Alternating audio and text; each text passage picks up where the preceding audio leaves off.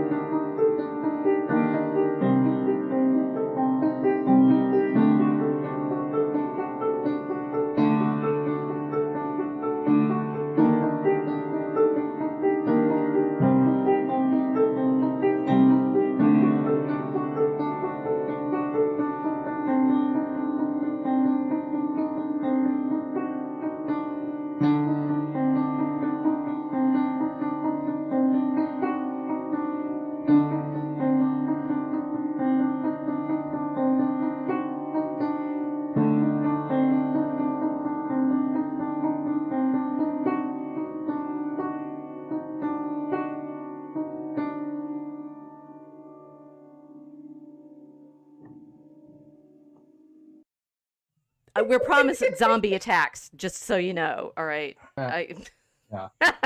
Welcome, Joseph.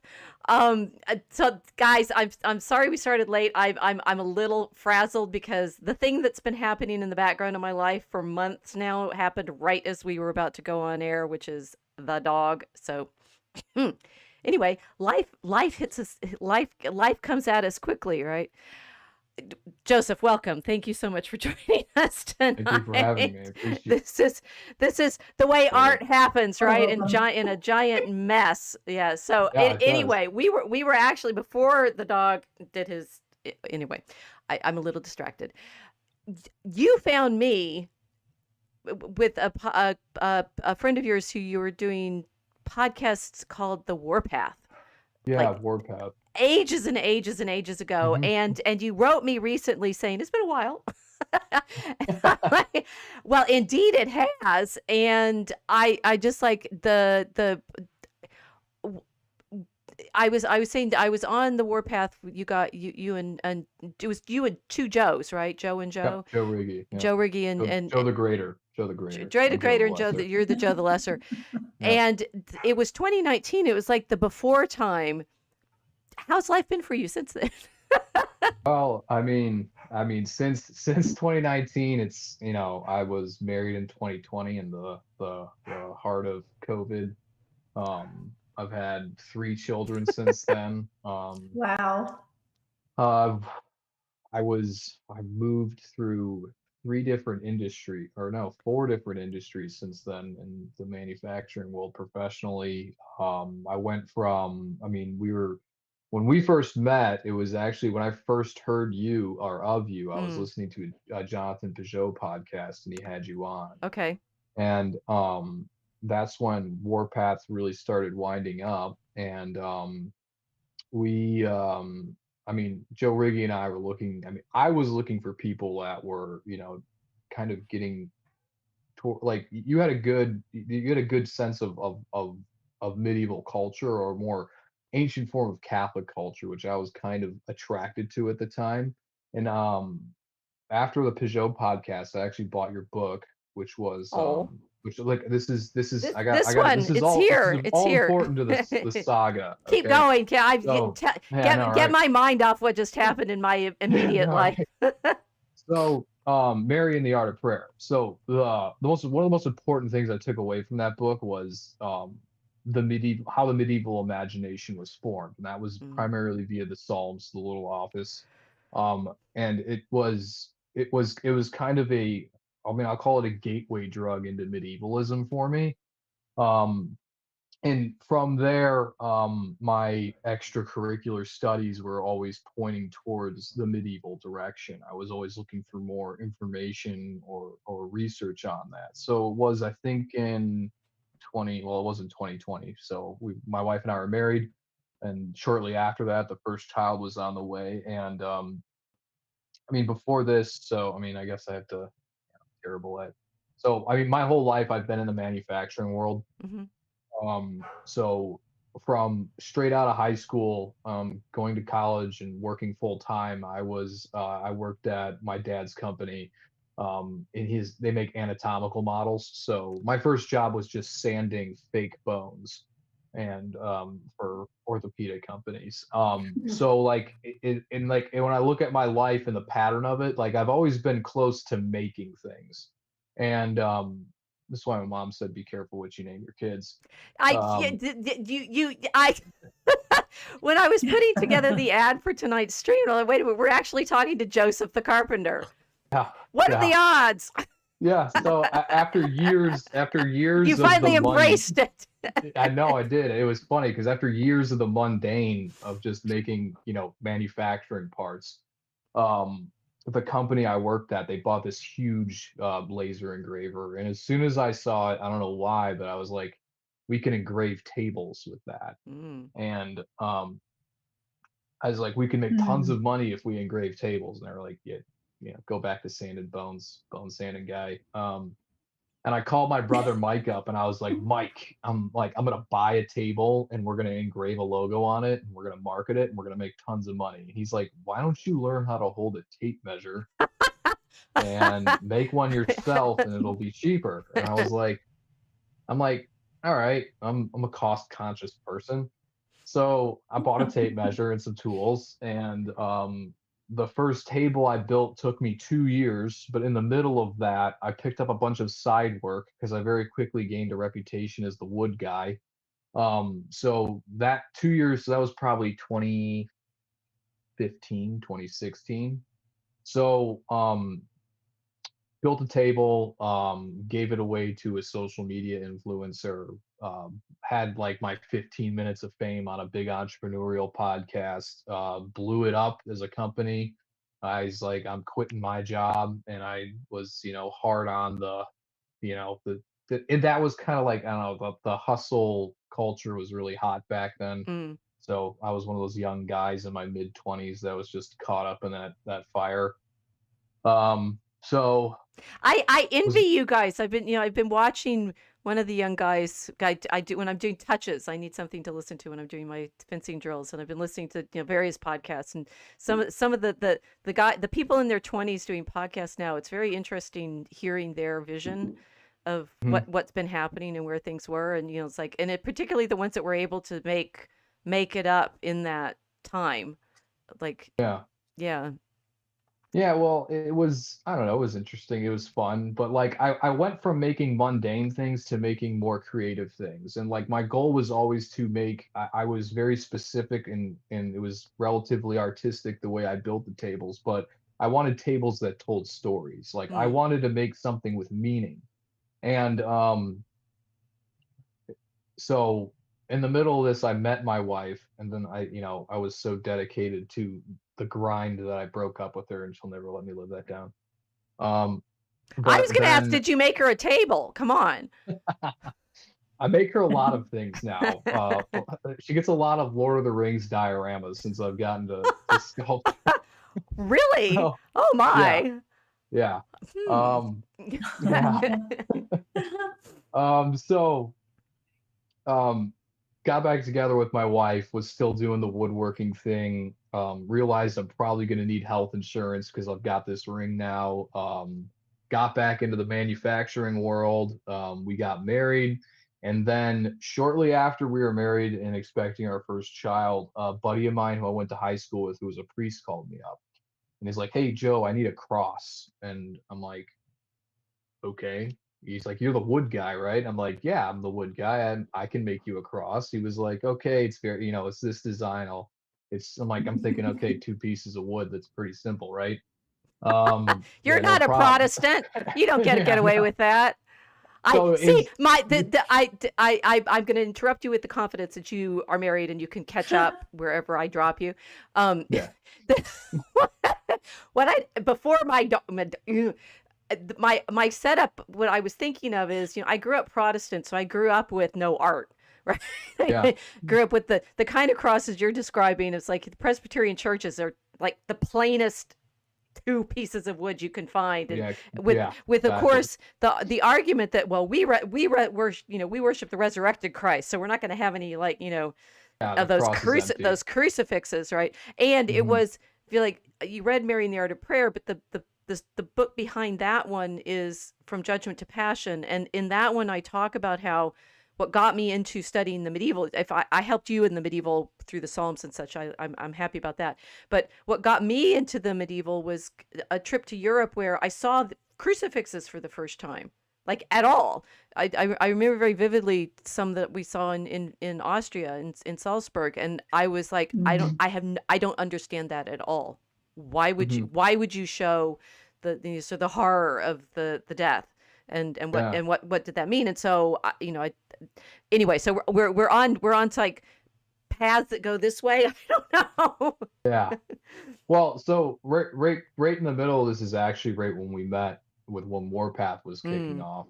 And so is Warpath was like it was still going at that point.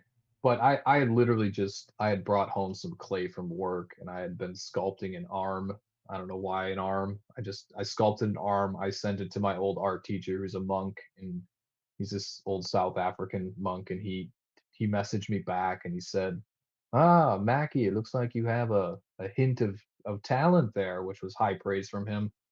And I was like, "Oh, cool." And then this buddy of mine who's a priest calls me up and he says, "Hey, Joe, I need a cross." I'm like, "Okay, yeah, two pieces of wood. Okay, got it." He's like, "Well, I'm going to turn you over to my design consultant, and he'll explain how it's going to look and stuff." I'm like, "Okay, cool." So start talking to the consultant. The consultant keeps saying crucifix, and he's showing me, and my sales brain kicks in. I'm not going to say no until I know for sure I can't do it. So he shows me the style he wants, which was what he called pre-Gothic, Mm. very old. And this is like right, it was kind of, it's more, I would say it looks Romanesque. It was kind of like right when they made icons 3D would probably be the best way to describe it. But he keeps saying crucifix. So the style is simple, and he says, "Can you give a concept drawing?" And I said, "Sure." So I Was he wanting it like a carpet page, like one of the Book of Kells carpet pages, or like the processional no, crosses that were just the design, or did he mean a crucifix? he meant a Okay. crucifix. He wanted a crucifix. So he wanted a cross with a corpus on it. So I was like, I mean, I had just received praise for my, arm that I had sculpted. And I've always been good at making things, right? So I've been like I've had always had that, I'll call it a habit, the habit of making. And which I don't know if it's arrogance or stupidity or a mix of both, but I'm pretty much convinced if I see anything, I can figure out a way to make it. And that's been a way I've made my living for most of my life. And so we do the concept drawings. They love it. I'm like, wow, I didn't think that drawing was that great. And then they get into revisions of concept drawings. We end up doing concept drawings for like 3 or 4 different months, trying to nail down all these details of how he's going to be robed. Because I mean, this style of crucifix is it was not the earliest depictions of Christ on the cross. They did not focus on the human suffering. It was more the glory of the cross, and part of the reason is that um, crucifixion. I mean, you're dealing with this earliest periods of Christianity where crucifixion was still a form of execution recently made illegal by Constantine the First. So the memory of that culturally was still pretty raw. So if you saw crosses, it's interesting you say that, the horror of the cross when you were before you converted, because that was a very culturally then that was something very near to them. It was a form of execution. Um, and Well, that's why I asked the earliest crosses are the gim the gem crosses. They're hmm the Yep. processional crosses that are gold and covered in gems, and it's a battle hmm standard. Yep. Yeah. Yep. The Whereas root. the ones we have an example in our pictures that you showed us, but what you're describing, the sort of more majestic Mhm. royal crosses, those are actually fairly late. Those are in fact Romanesque, as you rightly said. Yeah, They're Romanesque. 11th, 12th century. hmm That there's very very very few pictures of the crucifixion in the first millennium. Yep. So you had these earlier depictions what they wanted to focus on, especially because there's some shared tradition with the Byzantine tradition. Hopefully I pronounced that right. And Byzantine. the the Byzantine, yeah. See, there was a You could there make was things. I just pronounce stuff. yeah yeah there was potato potato. There was the design of the church. So I mean, and I was really happy to be a part of the project of this church because it was the main altar crucifix for it.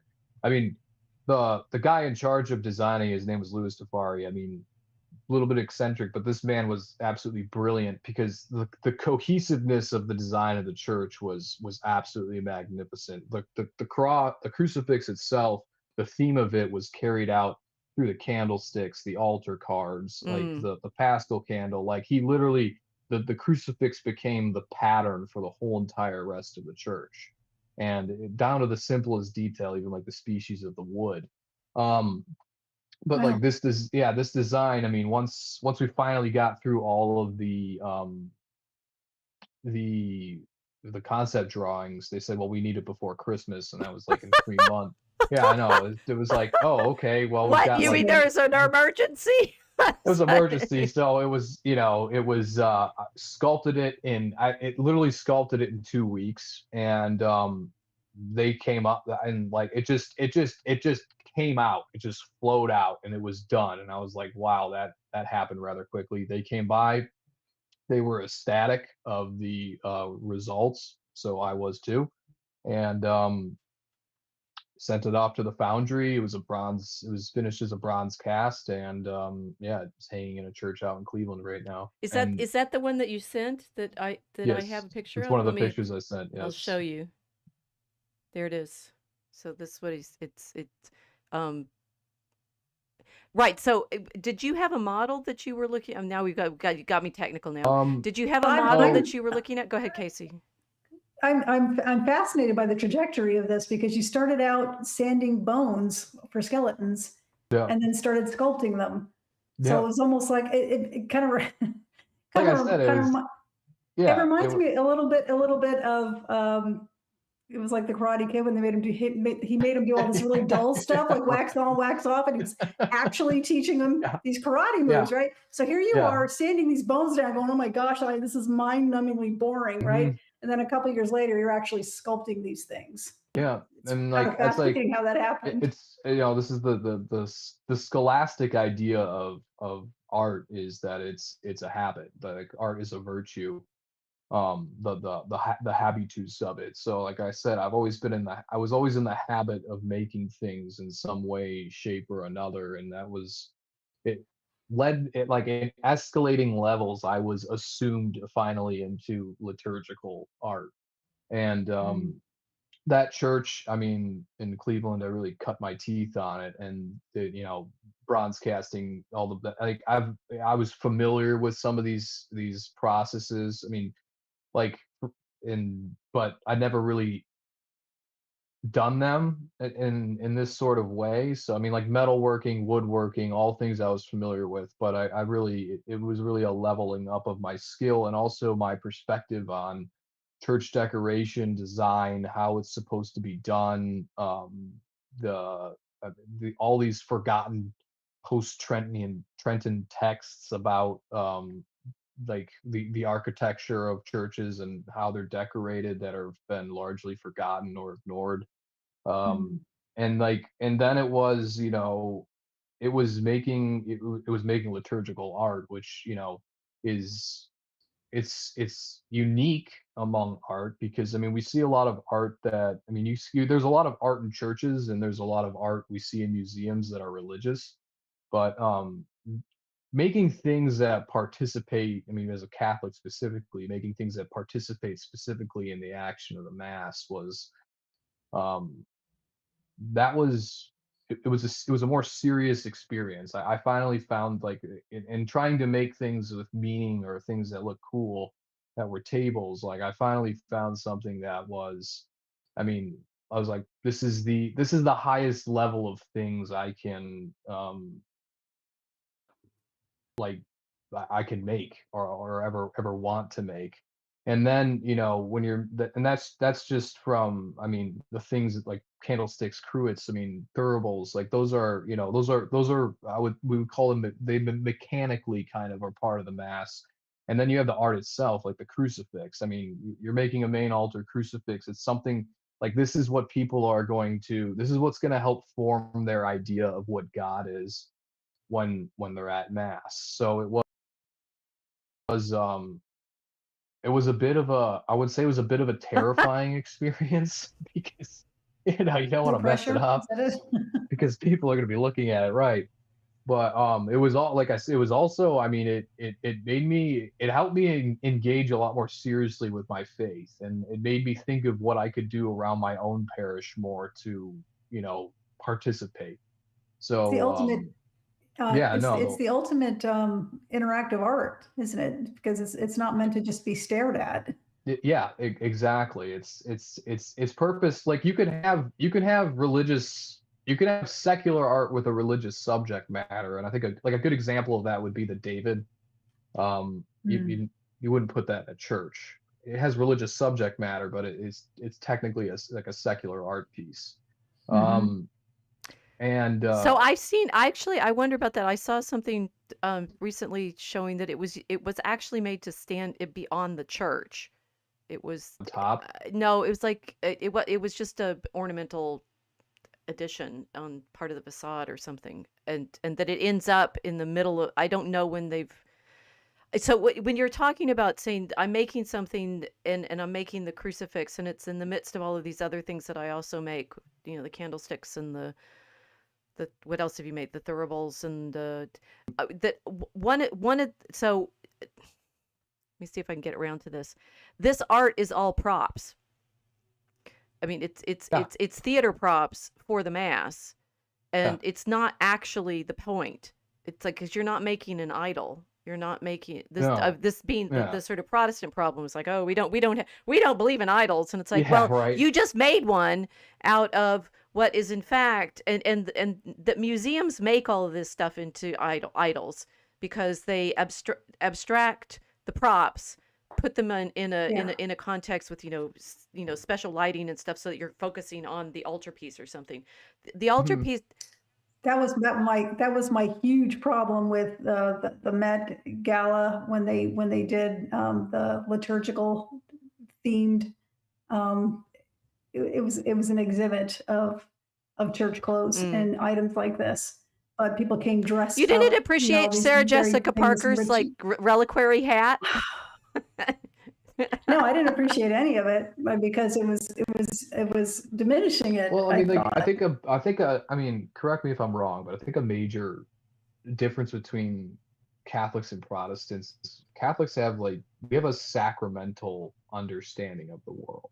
Like, you have a physical thing, and it has spiritual ramifications to it. And, to be a little bit of a Thomist, I mean, it's a teleological universe, so all things have an end. So, I mean, the Catholic justification for art primarily is that, God became man, and when he became man, he sanctified the material in a way. Mm. So I do want And to talk with you about that, but the teleological is Aristotle, which is Aquinas picking up on well, that.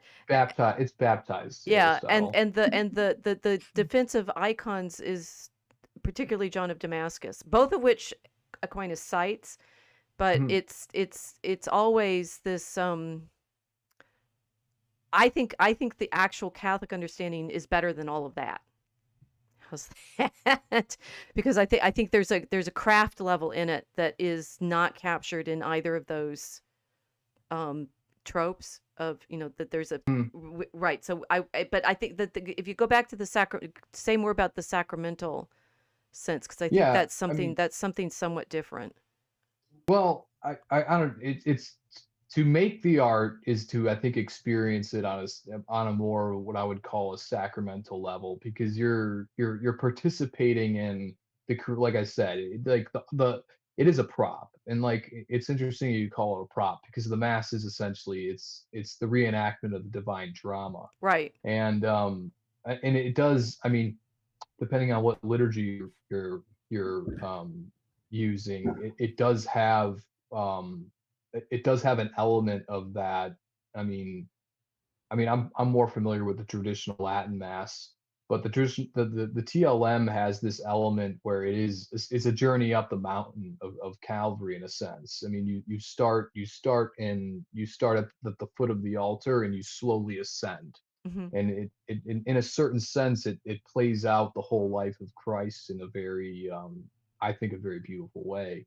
I mean, the whole first part of the mass is penance and teaching, and then it ends with the creed, and then it moves into the sacrifice and the canon, and like the real blood and guts of the matter, Right. if And you so want to what say you've just described there is why it's important to recognize the art is the background for that. it. It is, And and that if when people are if you see art, if you see Catholic art particularly, again, I guess I could say this as a Protestant, as this was my outside version of things. You'll mm, see it in museums. You'll see it like if you're on a tour, you'll go into the church and, oh, let's look at the art, right? And of course, that's not the point of the art. The art is there because it's the setting for the people being in the church right. at the mass. And so the only, the real way to see it alive is because the people are there. And that it's I think this is actually important, because when we want as Catholics to have beautiful art again, it can be easy for people to fall into, well, but aren't you just you're just making an idol. We've been talking on the art on this in our arc a lot about the AI idols that people are Oh, playing with a lot, and so yeah. everybody's worried about that. It's like if your idol talks back to you, what is it? And Well, to say it's incredibly important that liturgical art is there not for itself but for the sacrament. yeah, Yeah, That's what bothered me about the Met Gala. right. Yeah. it's Yeah. it's functional. It's supposed to, in my opinion, if you walk into an art that or a church that's well decorated with art, it should dislocate you. I mean, have you been to St. Peter's in Rome? Hmm.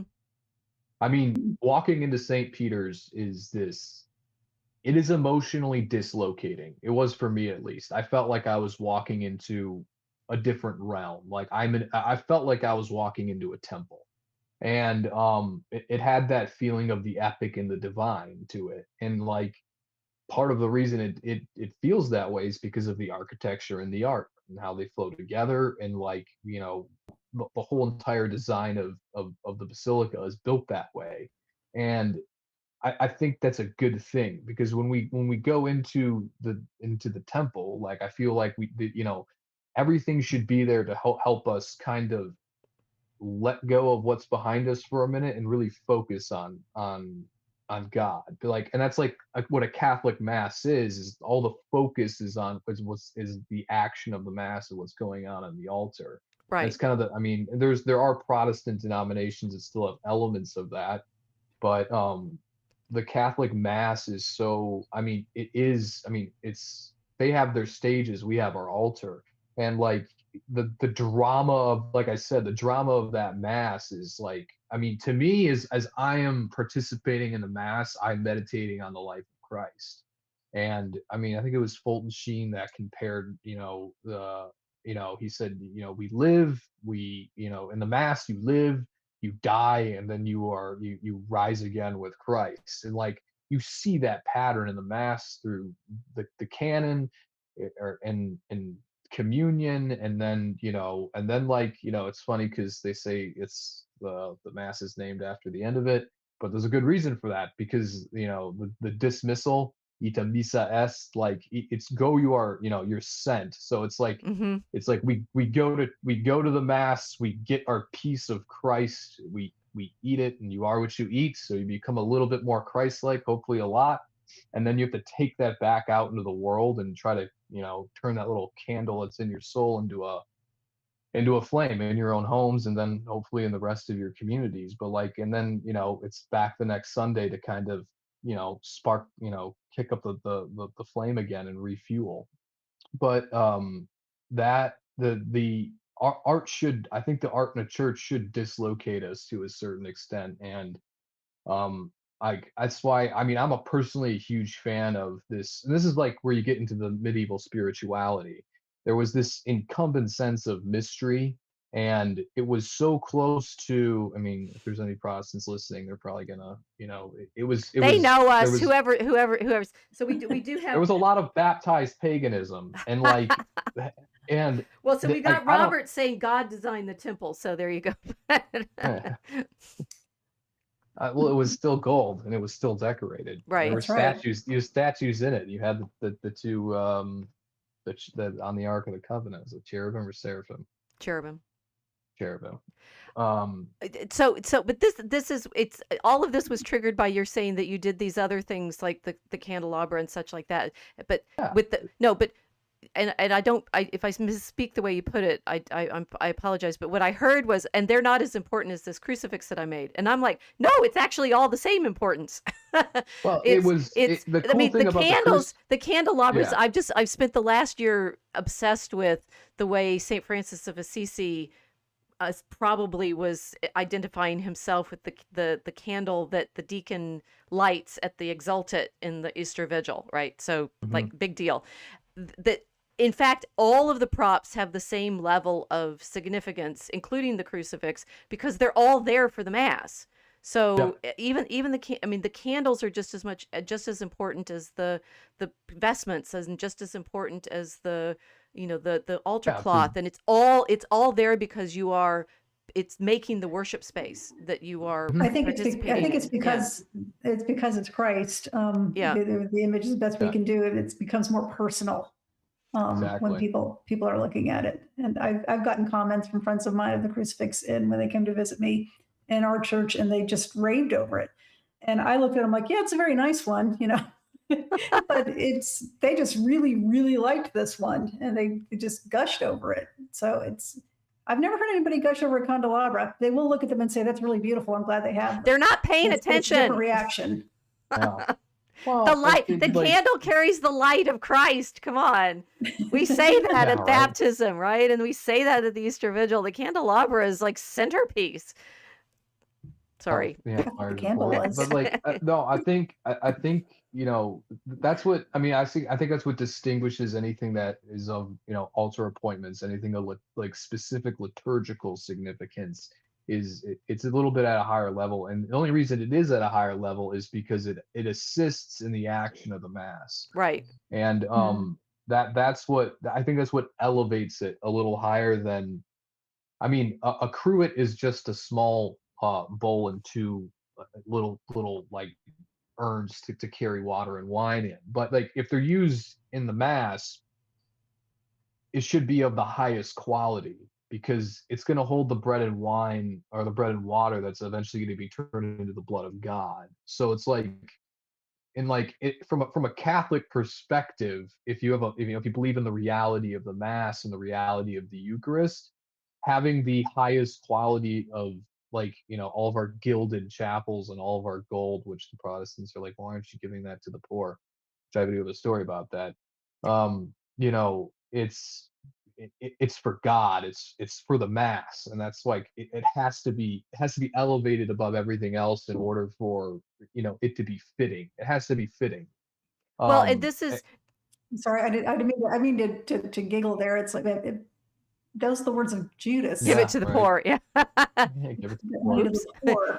Right, but that's why when I said, so if we worry about the icon defense of we can make an image because it references its prototype and things like that. For me, that's like a subset of the much bigger mystery that the incarnation redeems the world, right? It Mhm. redeems the material world, is not just the human figure, but all of it. So that, I mean, and this is why I was, thinking you started talking about tables. I make tables, and then I made the crucifix and stuff. But for me, what is wonderful is all of our craft work is part of this. And we can make human figures that remind us of the saints or remind us of Christ, but all of the materials that you're working with, the wood, the metal, the bronze casting, in fact, the incarnation and the crucifixion and the resurrection sanctify all of that. And that's what I recognize now about liturgical art, that it all participates in that. And again, as medievalist, saying they put just as much care into those cruets as the enamel work, the Limoges enamel work or something like that. The Eucharistic doves, I got obsessed with those for a bit. You could reserve a host in those, and they'd hover over the altars, hanging them over. All of that mattered to them just as much as the crucifixes, and that's what our museum culture and our post-Protestant worrying about idolatry has completely erased in people's understanding. You're a priest who is obsessed with making sure everything matched. Got it. Does that make sense? Yeah, it It's like is. all It's of just it. And so all of the work you're doing, not just the big fancy ones. yeah. Well, I mean, this is the The thing. It's tiniest like candelabra matters. tiny. It does. It really does. I mean, it's a funny.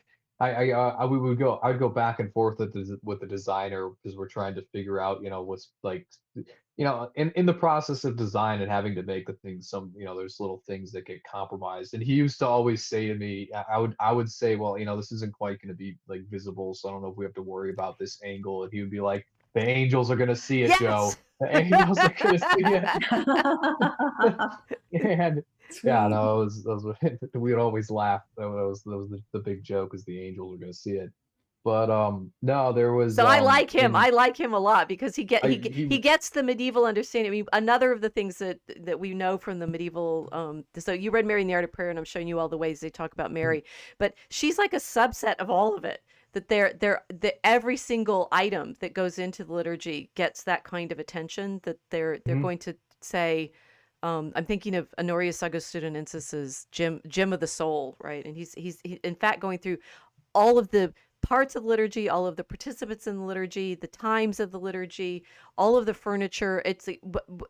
But by the end of the Middle Ages, they've been obsessing on the entire ensemble for centuries, and then the iconoclasm comes and destroys all of that.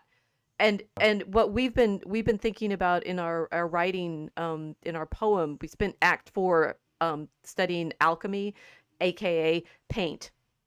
all of yeah, all of the material Yes. science that it took to make the colors for painting yeah. tables, and making mosaic pavements, and absolutely every one of those materials the artists who were making the medieval cathedrals understood as participating in the creation that they were celebrating.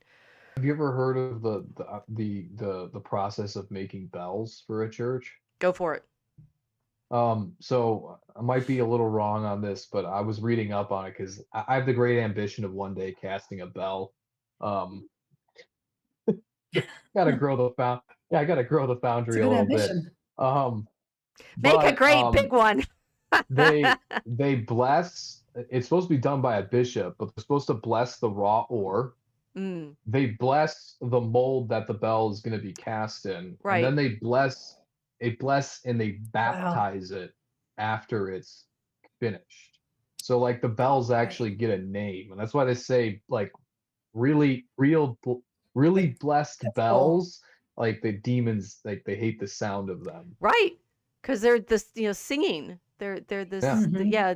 Dorothy Sayers' Nine Tailors is wonderful for that, because you get a sense of the names of the bells that is in Mhm. that story. Um, right. So this is that I love that you said at the beginning that you start working with materials, and now you can craft anything out of the materials, but that you are engaged with the wood. I want you to talk about the different woods you use, and what wood is your favorite to work with, Oh and gosh. and Well, how I do mean, you think, because this is, I'd say, one of the wonderful things, you and I met online, as it were, because you invited Mhm. me on your podcast, and we live so much now online. But you have, in the last 5 years since we talked, 8 years since we took six, whatever, been working with materials, and not and that also getting children and things like that physically in the world. We got Yeah. one of your kids helping you make something here, That was so which is sweet. Oh which is yeah. Yeah, that's my Yeah, daughter. this such is a this is There's a this running is this is there's a great. running joke. There's a running joke that she actually does all the sculpture and it's not me. I can believe She's it. I got saw the that focus. picture. She's so Yeah. serious. Oh, they paint with me too. And it's funny because I recently I started making dioramas for my wife, Lord of the Rings once. And that was one of the, like the bonding things of our marriage was Lord of the Rings. Um Mhm. Now you've but distracted me. What are you making dioramas of? well, I mean, for Christmas, I did like a little hobbit hole, and I had Oh, Gandalf in a cart with presents, and I did an Ent that was a Christmas Oh, tree. that's Because my, adorable. my wife loves her Christmas village, so I thought I'd add on to it a little bit. So my kids, they got to watch me do this, and it's like, don't tell mom, like we gotta wait, which is super Nice. risky when you have a 4-year-old and a 2-year-old because, like, yeah. mommy, daddy told me Well, not we to tell tell them, you. well, you tell them like you can't, if you don't keep secrets from mom and dad, but sometimes like you can keep a secret for a little bit, but we're gonna tell about it. It's very Yeah, complicated. I have a But secret. anyhow, yeah, so I had some little extra figures. So they had some foam lying around the house. So they glued it together and they painted the figurines. I should have sent you pictures of that. And like they built their own little like dioramas around. It's really funny. That's And so cute. yeah, but like yeah, they children imitate like crazy. It's absolutely insane. And that's like one of the reasons why I do when like there's Play-Doh time and then there's clay time with dad. So like and the two different things. But whenever I sculpt it, I sculpt with them and they'll sit with me for an hour, hour and a half and you know, we just make. And that's I don't know, that's hopefully I want to make as a parent I try to make that part of the family culture as much as possible because I mean I hope that one day they can whatever I'm doing they can like be a lot better than me and take it to a different level. But But so you're working, legacy. thinking about. Okay, so let me just give you some context. So I've been reading the past couple weeks about these prayer practices in late medieval Germany, Mhm, where we think about saying the rosary, right? It's like you're counting. So there's a long counting prayer where you're adding up the numbers of psalms that would be in a psalter because it's mhm, 150. And they have we about things like the Rosary Brotherhood that it develops and is established in Cologne, and they'll be everybody just saying the prayers together. Well, that's a subset of a larger practice that includes saying collectively saying prayers that make clothes for the Virgin, right? That they're Mary mantles, right, or coats, and they'd be all mhm, embroidered, and you 60,000 Hail Marys to make the fiber, the fabric of these clothes. And they also have prayer practices where they're making like houses and arcs, ships, and temples, and such like that. And I'm reading all about it and thinking, one, I'd written about these counting prayers before and thought of it just as like numerical symbolism, or okay, maybe it's the repetitions are intensifying in your meditation.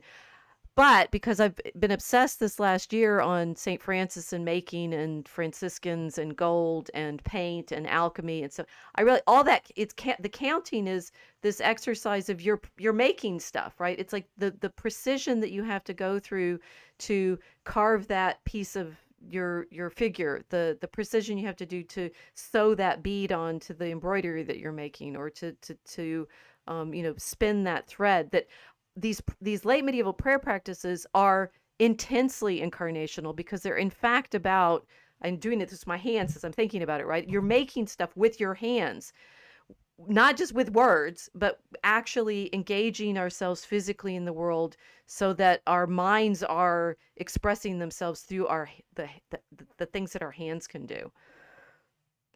yeah, I mean you could call craftsmanship theology in action. Absolutely, I would. Yeah, I mean like I It's mean it was God. I mean, it's like you got the hand of God making everything, right? It's in yeah. in all of these medieval churches where there's Like there's one in Catalonia that I'm really fond of, and it's like the hand of God comes down, and you see the majesty, and he's like, "Yeah, God made stuff. This is what we say Yeah, when we say it God made it's the everything." it's that whole like Tolkien sub-creator, Right. and yeah, I mean, yeah, I mean, I'm not the hand of God, I'm probably like his toenail or something, but But our hands, I mean, this is we're yeah, so the AI people are so obsessed with our words, and they're yeah, completely missing out on the degree to which we are human. We are who we are. Our brains do this too, right? You do all the cognitive psych mapping, and it's like it's our lips and our hands that are mainly mapped yeah, onto our you brains. know, that's like, you know, you see all this stuff about AI art now, and I think, I mean, there is something I don't li there's something sacrilegious about it. And I don't know that maybe that's the right word.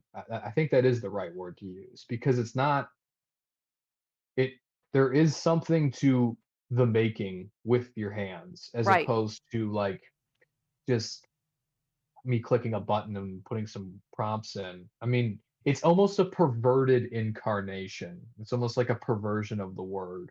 And you know, you the to I mean I could say like when I'm working in the like right now I'm building a communion rail.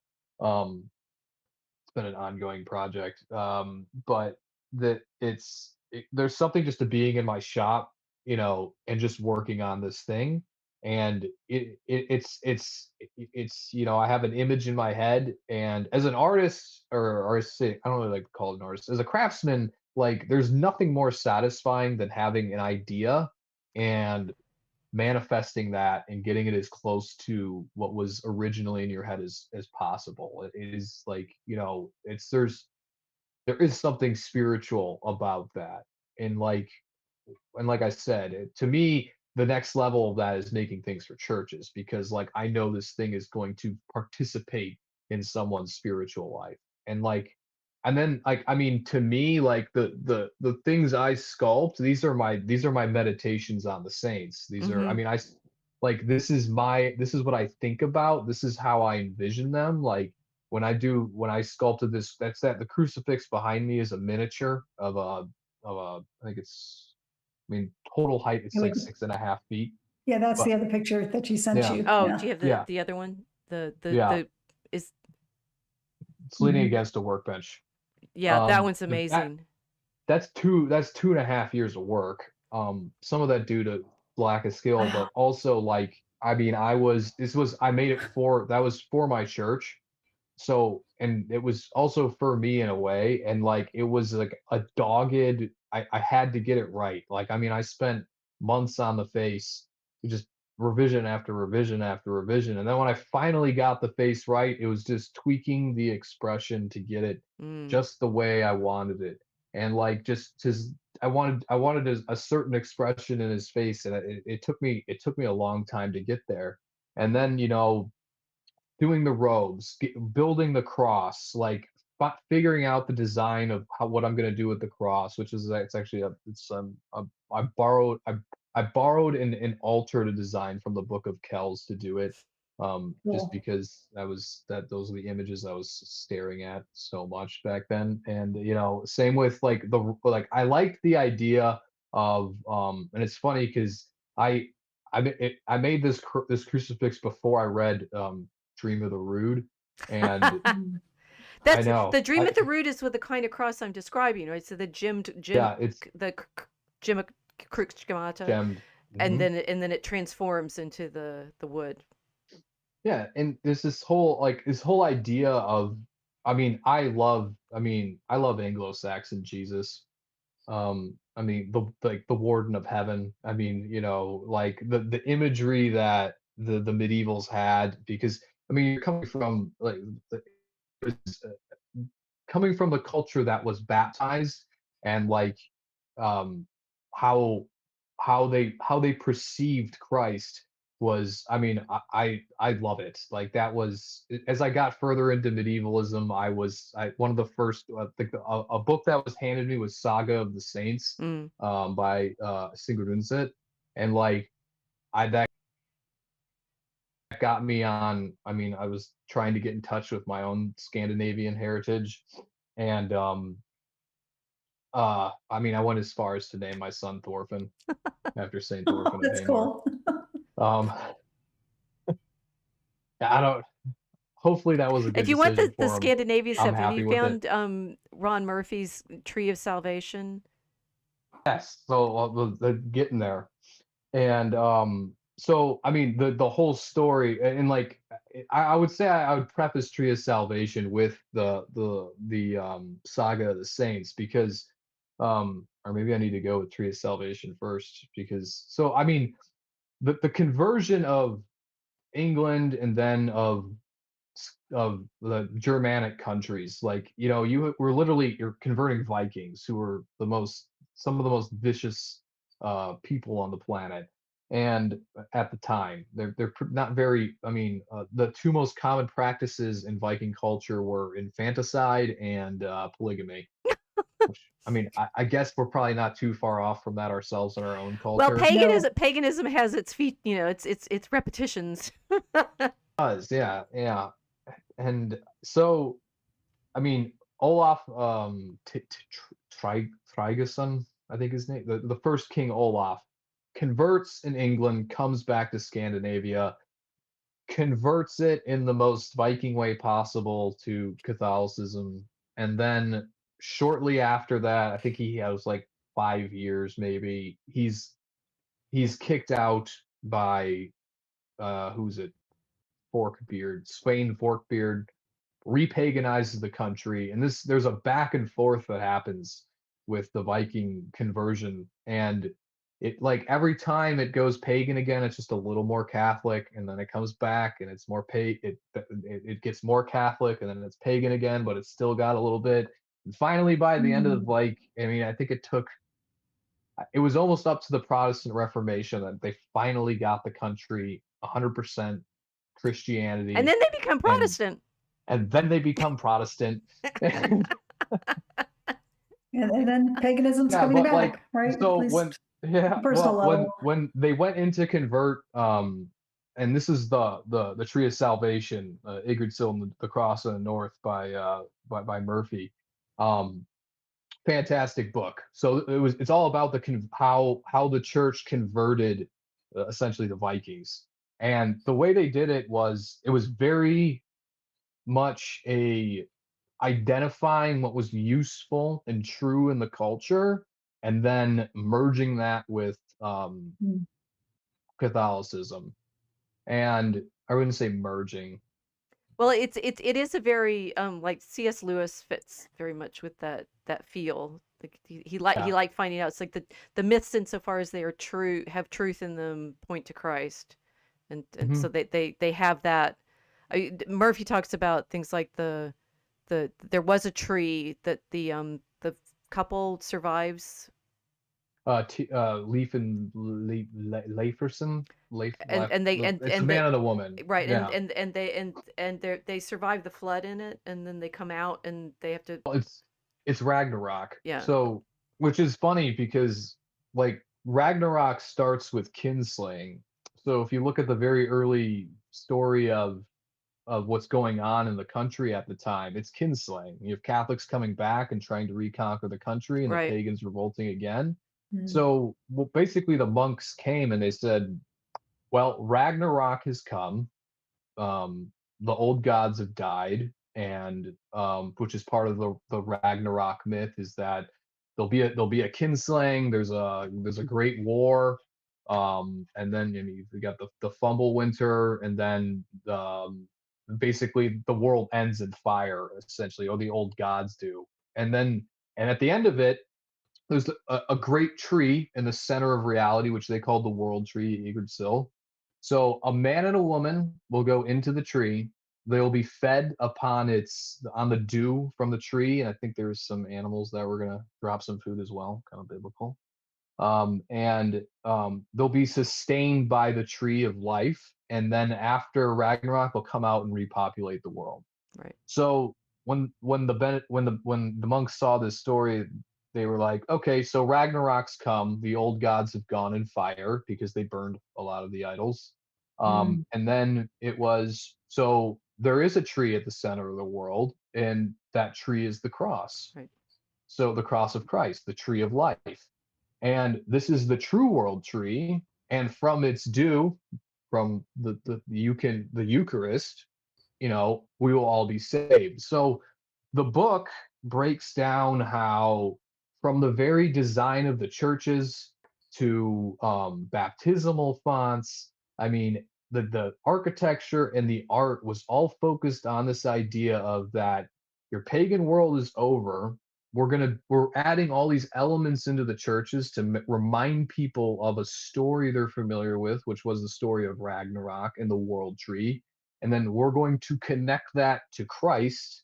So you know that the only world tree you will find salvation in is this church, which resembles a tree, which you are going to go into like Leif and Laferson and be protected through these violent times, and you'll be sustained by the Eucharist. So that made it so well. The Vikings were like that's Vikings like kind of a interesting term, but like I mean, all the Germanics people were very attracted to this, and it helped dramatically with the conversion of getting them into the church and believing in Christianity. And like I mean, it's almost like the devil in some ways was trying to ape the church, but in trying to mock God. I mean, like Odin hangs on a Mhm. tree for 3 days as a sacrifice to himself to Mhm. to gain knowledge of the future. And it's like, okay, well, Christ hung on a cross for 3 hours, or his passion took 3 days, but he hung on the cross, he hung on the world tree as a sacrifice to himself. And like there was parallels in the story that made sense for these people, and like it was easy for them to essentially to assimilate to that. But I mean the whole other, to me, I mean the whole aesthetic of how they portray Christ, I mean, and like he gets into the dream of the Rood, which is, when I read the Which is, poem, I was, yeah, that you said you were talking about. The poem is wonderful. That's one of my favorite I poems. mean it turns the crucifixion into this epic battle. And like it's not just, Mhm. it's the glory behind the cross. And the medieval imagination could see, I mean, we were living in tandem with that spiritual world of myth right next to us then. And like they had such a wonder, like I love that way of looking at the universe. Like there's Well, and you've something, done you've done a. I'm gonna have to interrupt you because you keep going. I you know. you've done a beautiful job right now showing why what I was trying to say about the whole the it's holistic, right? That the conversion for the Scandinavians transforms their entire vision of their Mhm. place in the world, and that the churches and the art are drawing you into that whole transformation. And that I mean, we're saying if with the degree to which in modernity we're falling back into paganism, we lost that vision. We Yep. can't see it anymore. We have a few comments in the chat. One saying, "Can we get a Professor Brown, this guy, and Peugeot collaboration? Go find Jonathan and get him up here." So Robert's asking, let's hear defensive depictions of the father. Some of the Oh, chats in a conversation about whether or not we can have a depiction of the father, this is funny. and I and was just and on the they're phone. enchanted by the idea of a Hobbit Christmas. Okay. So depictions. So well, no. The thing is, I'm not. That's a really cool idea. I think depictions are mainly of Christ, and except for the dove, which is a depiction of the Spirit. But depictions of the Father, I did do a talk at Touchstone back in 2019 about what happens with the Father, particularly in iconography. The main images that you get of the Father in late medieval art are of the coronation of the Virgin. So Mhm. it's a revelation of the Trinity through their relationship with her, Oh, different person's relationship with her. But do you make pictures? Do you make images of the Father? uh, I personally have not. I mean, There I really don't. isn't one in the earlier tradition. No, I They mean the don't most you depict it. get, the coolest image I ever saw was, it was just the hand of God, like at the top corner of a. He's literally doing like, I mean, it was like a triune symbol with his hand, but he's literally like shooting a flaming phoenix style Holy Ghost out of his fingers. I think it was the coolest image of God. If I was ever to do God the Father, it would just be his hand because I mean, I don't know. I mean, I was literally just having this debate with Joe the Greater Mm, earlier today about depicting the Father because I mean, there's a big Orthodox criticism that it's not exactly like if the physical manifestation of the Father is the Son. Like, right. I mean, that makes Because sense I to me. tend to agree with them on I that. do. I mean, I'm not really a fan of big bearded Sky Daddy. Like, I Well, no, mean, the problem. I like Big Go Bearded ahead. Sky Daddy, actually, I have to say. And I also want to point out that we have no problem giving angels bodies in artwork. it's And just so okay. Valid, you're just guessing, valid. Not. right? I would argue that we haven't really. Well, I mean, besides medieval depictions, the more Renaissance, Baroque, and Rococo versions of angels, I'm not a fan of. But that is true. We have given angels bodies, so it isn't a far stretch then to embody the Father. That's it. But Casey, you just defeated every single argument ever because all of these Byzantine images of the Annunciation all show Gabriel. So yeah, Yeah. this is true. we can't. Yeah. Well, I mean, they appear as human to humans in the Right. Bible throughout because you need something to focus on. So why would that be a problem in artwork? If you wanted to depict God the Father as a bearded old man or as, finger guns, shooting at the Holy Spirit, why not? Well, so what's funny about is I want to go back to the argument about what so both of the images you've made of these that you showed us the crucifix is it's early medieval, but early in the sense of I mean they remind me of the Holy Face of Luca Mhm. image, Yes. right? Yes. That they're clothed and they're Hmm. regal and these are these Italian they're late 11th 12th century Italian images. Um that the earliest image most and this is what's something that I've been having to make sure people hear because I didn't get it right in From Judgment to Passion, or I didn't understand how important it was that the earlier medieval images of Christ from the fourth, fifth, sixth century through the 11th, 12th, actually into the 13th, 14th. The main image in the church is the apse mosaic of Christ in majesty. And As the king. the Well, crucifix, Pentecrator. right, and the crucifix is it's an additional image that I realize I like that, particularly in the Italian churches. If you have the apse mosaic of Christ in majesty and a crucifix in the space in the round, this is a wonderful comment on it's like the Christ in majesty is in heaven and it's Hmm. surrounded by gold and it's mosaic and it has all of the iconographical markers to say this is the glory. The crucifix is showing you what the incarnation is like because it's it's sculpture in the round, physical in the space. the Right. the church where I here at St. John Cantius has that beautifully done because it's a resurrection image in the apse. Mhm. It should be majesty, but anyway, it's a resurrection, and the crucifix is actually on a pillar to one side. So Mhm. you're focusing on the mass and the presence of God in our incarnate in our well anyway I'm blubbering. The crucifix was also always in relationship to the other things that are going on in the church, and so again as we focus on them solely, they're part of that entire story that we're talking about. Right. Yeah. And I think like the what I was trying to do with the second crucifix, um, that was, I mean, so it's The like second one the is magnificent. That's thank you. yeah.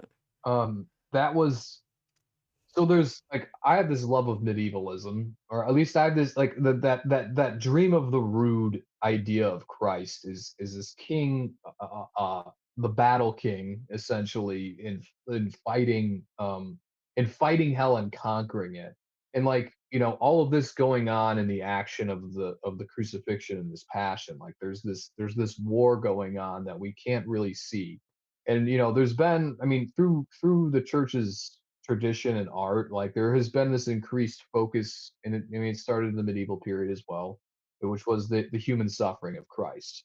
And we get to our day and age, and I mean, to me, it always seemed like every crucifix I see, if it's new, it just seems to be I mean, how much gorier can we make this depiction of Christ? And like, not to take away from the suffering aspect of the passion, because it is, it's part of it. But like, when I did this crucifix right here, the goal was to try to depict that suffering, but also depict the glory of what was going on. Like, I mean, you said you called the jeweled cross tradition like the battle standard. Like, Hmm. I was looking to make a battle standard. I wanted to pay tribute to the rest of our art tradition, and I think it was at T.S. Eliot has a lot to say about. He's got an essay on tradition and art, and how, which was deeply affected by it, in the sense that, like, you can't throw out whole entire art tradition because you don't like something. Every artist, it's almost like a poem. You get your line in it. It still has to. I mean, ironic to say it about T.S. Eliot, but it has to rhyme with the other lines. You can't just start going crazy. But it is Well, your T.S. line. Eliot can rhyme without rhyming. He's I know. Eh, he's great. yeah, he is great. But like, you get your line, you're going to reflect your culture regardless. But like, you get to make that line your own, but you still need to be in cohesion with the rest of the tradition. You still need to pay respect to it. So I was That's trying. what he was able to do. I think that's why his Ah, poetry works, right? You're oh, reading it and you yeah, feel it in conversation with the tradition that he's writing out of, even though he's completely modernist in the way in which he crafts his yeah. verse. Yeah. It's. I actually only started like, we read T.S. Eliot in high school, and I didn't like we read The Wasteland, and I didn't really like it then, and I read it later in life. I had to wait till I was like 26, and then I could actually appreciate it. Well, I Four Um, Quartets is the great one. I've oh, listened to that one a lot. Not for a bit, but it's like the feeling of time and the meditation on time is the anyway. futility of poetry, Yeah. the futility of the poet.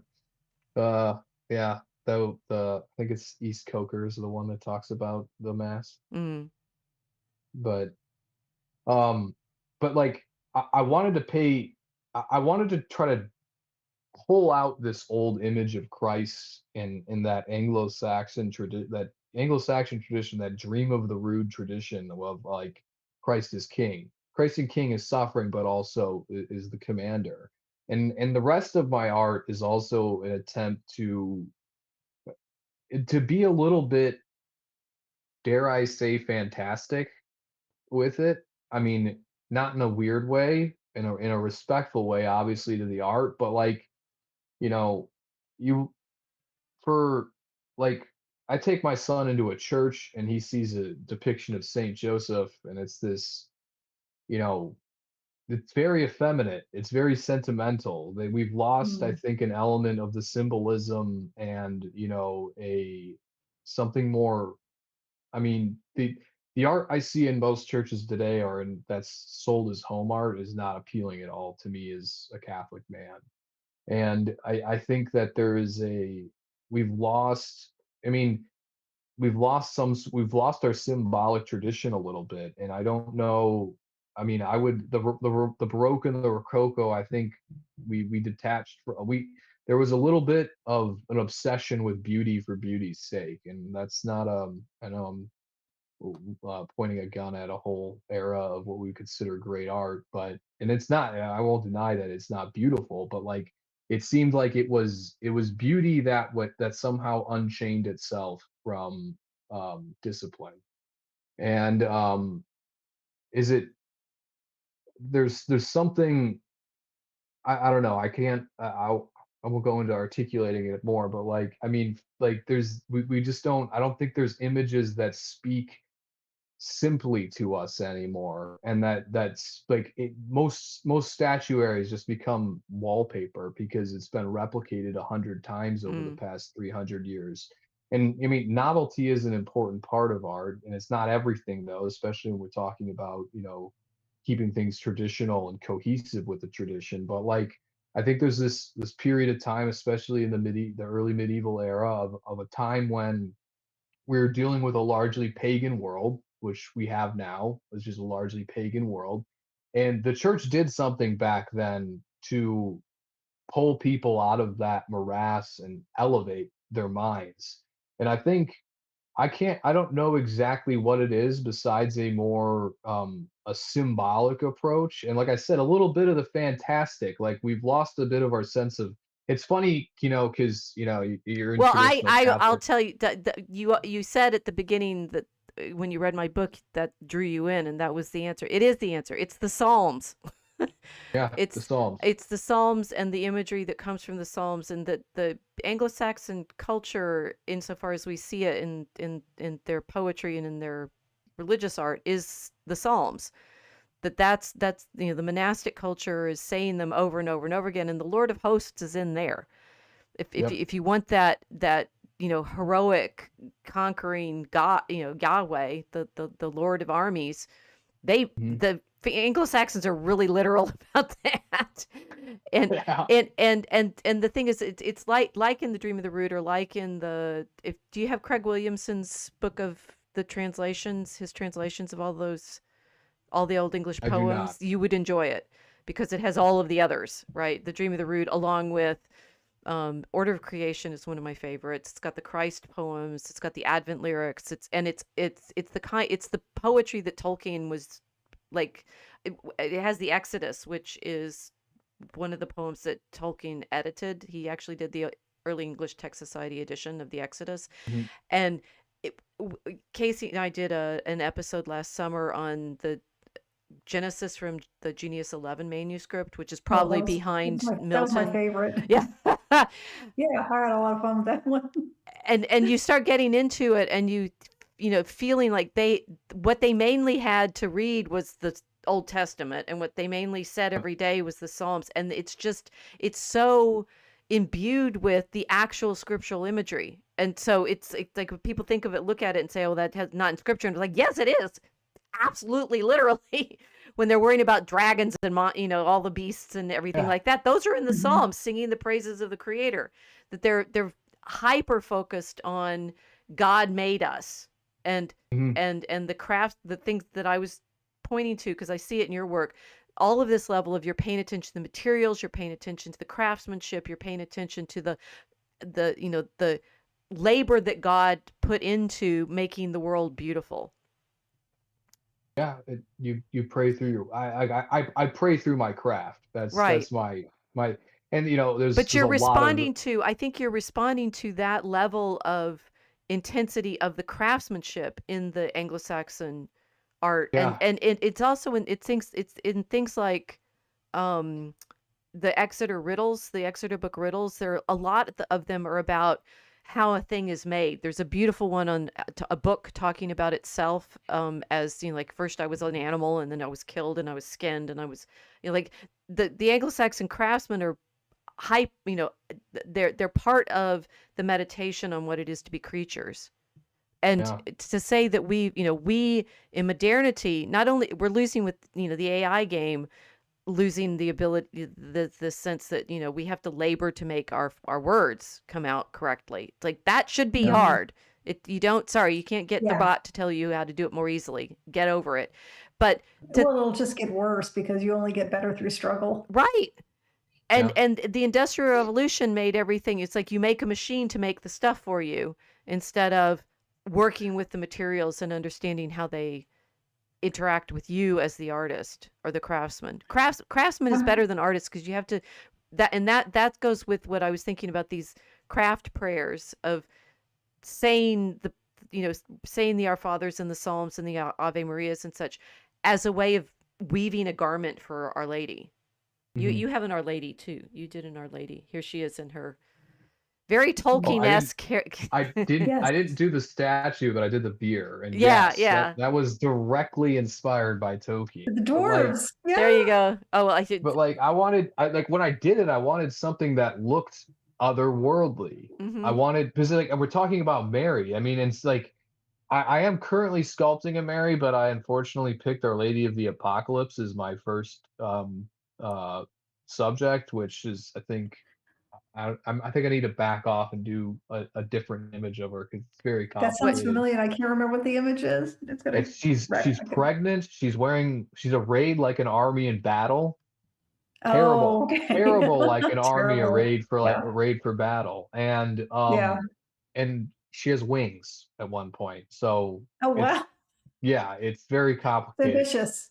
Yeah, like I said, I think I need to back off and maybe do like the Yeah. Immaculate Heart or something. But I mean, there was a it's for me. I mean, Our Lady is there's some it's transcendental in a way, but like I wanted something. I mean, literally, what our church was using before I made this was a milk carton with two PVC pipes shoved or electrical conduit shoved through and a bunch of fake flowers.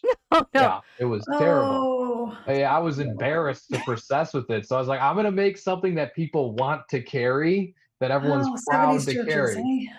No, I know. Well, but it was what they had. No one knew any better. There was no one that was doing any. It just no one. It was there. It was what they always used, and like Well, that. that's That's it. It's what we've always used, right? I live yeah, in an area where these ladies and some men have carried on a tradition of basket weaving from West Africa for about 300 years, and all they have yeah. is Wow. grass. So there's no excuse. Get rid of the PVC. Yeah, it was just it It was. will I offend said, and I just it was just like I can.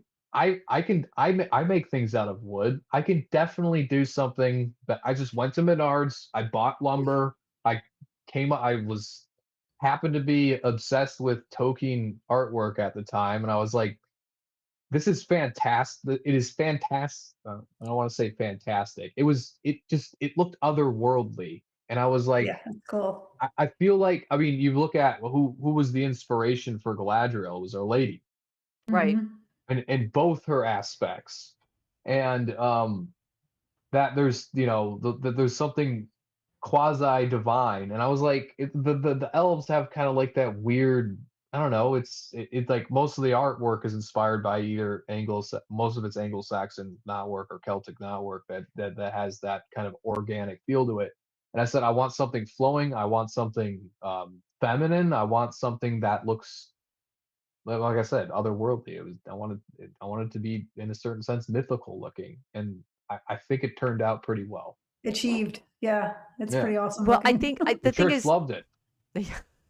that you're tapping into the thing that Tolkien understood about craft work as well, and that he has the well, this trope, but when Galadriel, they ask Galadriel, is this elf magic about the cloaks that Yeah, she gave them? So it's like, no, it's our love of the materials, and yeah, that fits with this what I'm finding in these prayers, we're finding in the um, we've been reading Spike Bucklow on paint, and he's Mhm. an art conservator, and he's done all these sort of studies that talk about the way in which the medieval painters made the paint, made the pigments as different kinds of alchemical processes, that they understand the relationship between the materials that goes into the paint as part of the meaning.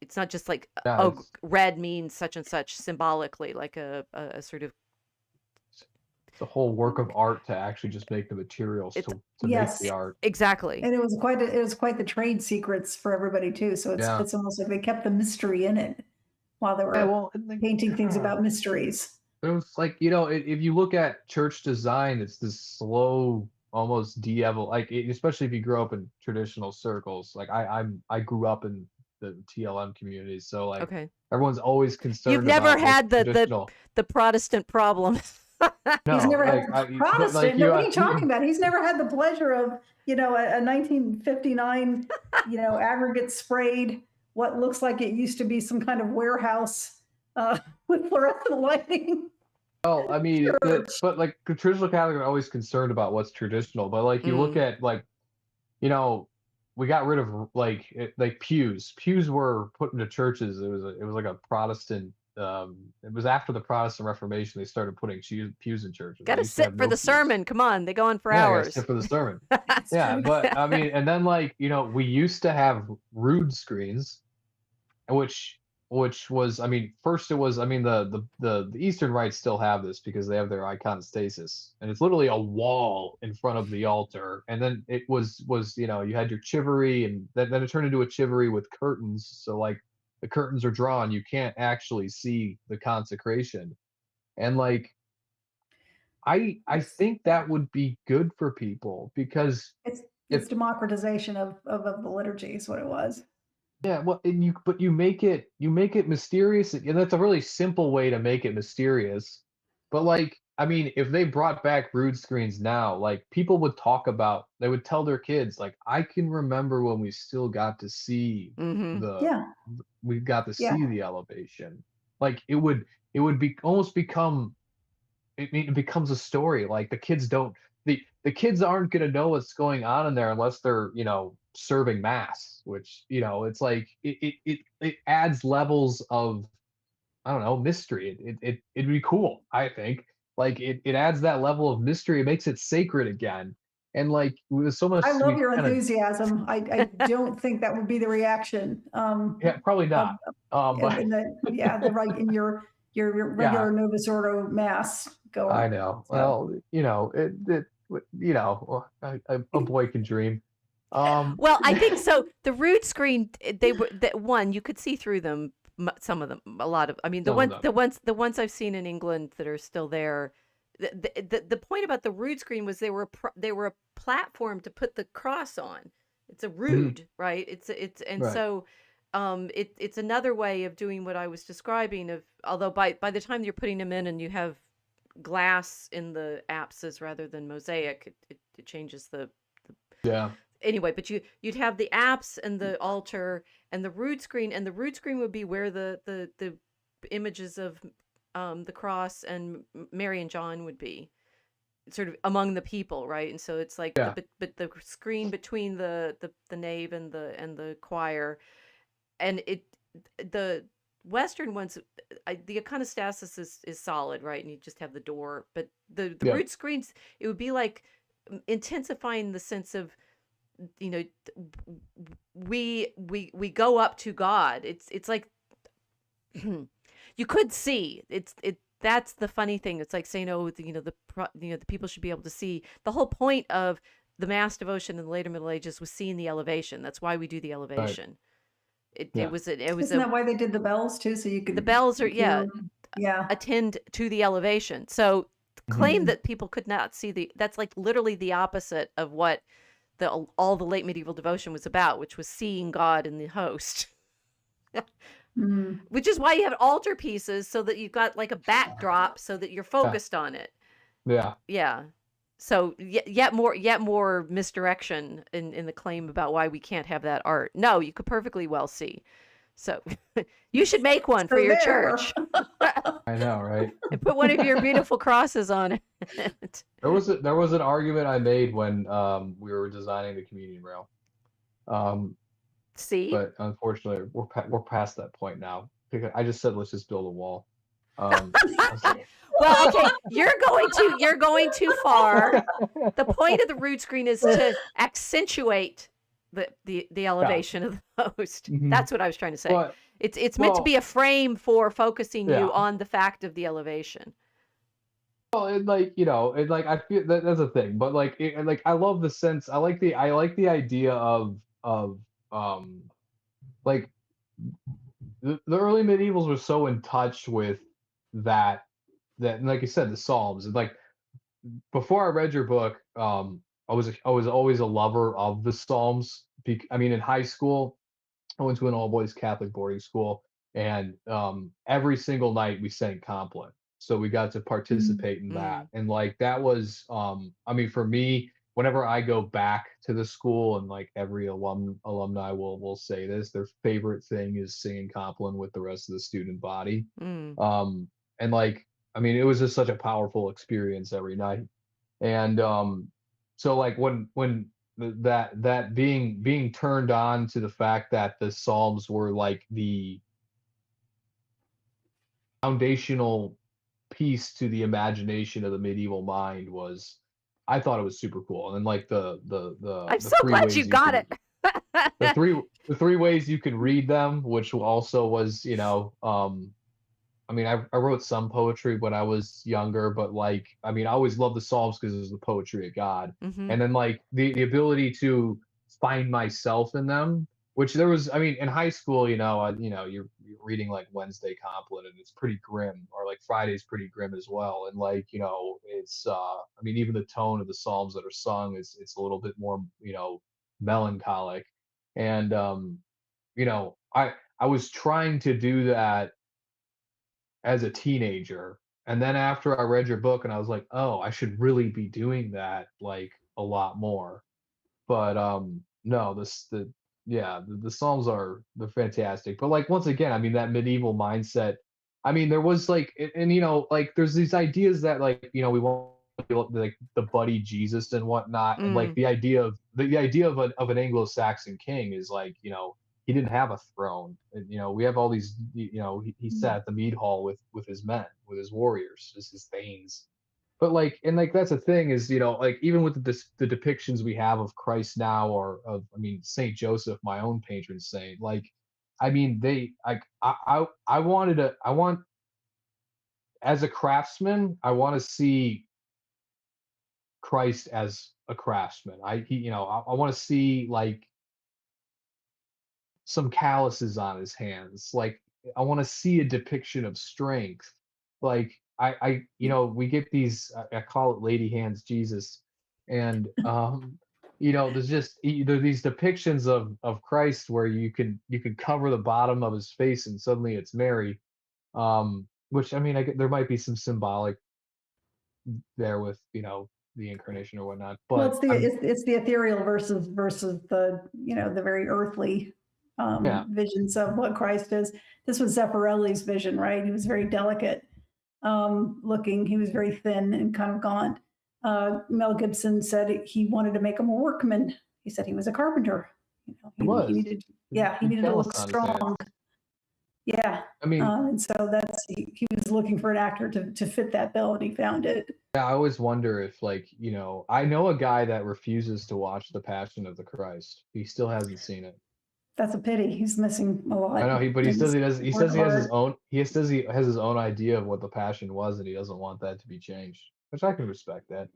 Yeah, I suppose it's, as you were talking earlier about this idea of a warrior king, Christ.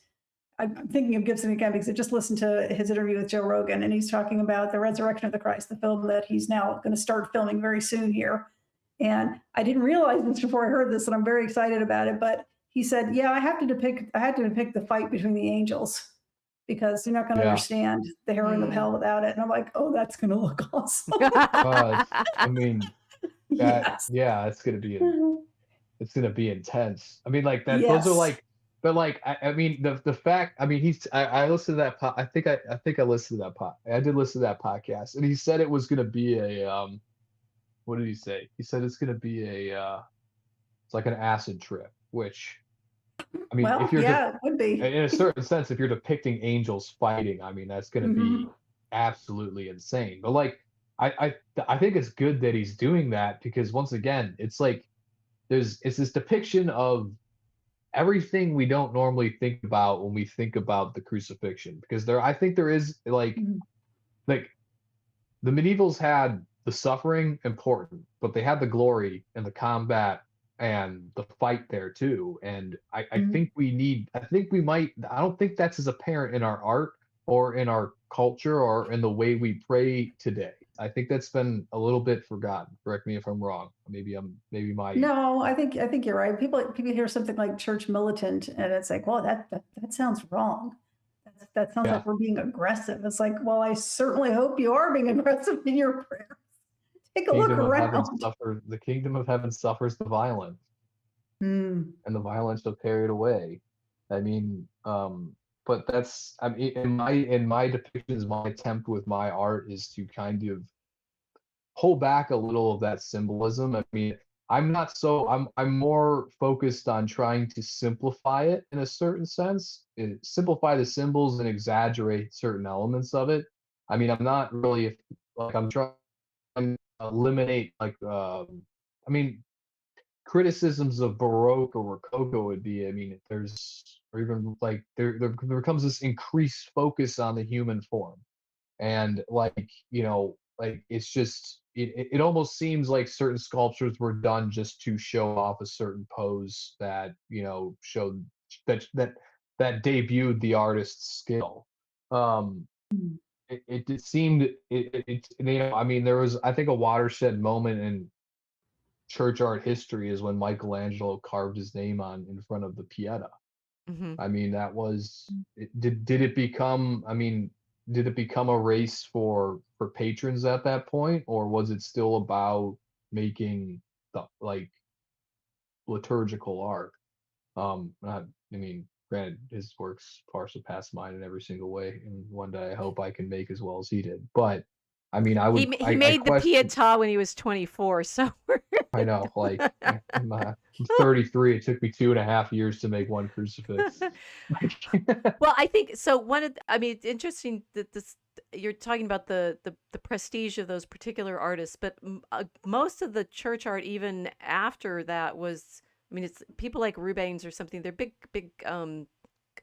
workshops of yeah. craftsmen. Well, we To that's make they say copies of things, you had to have lots of craftsmen assistants. making them.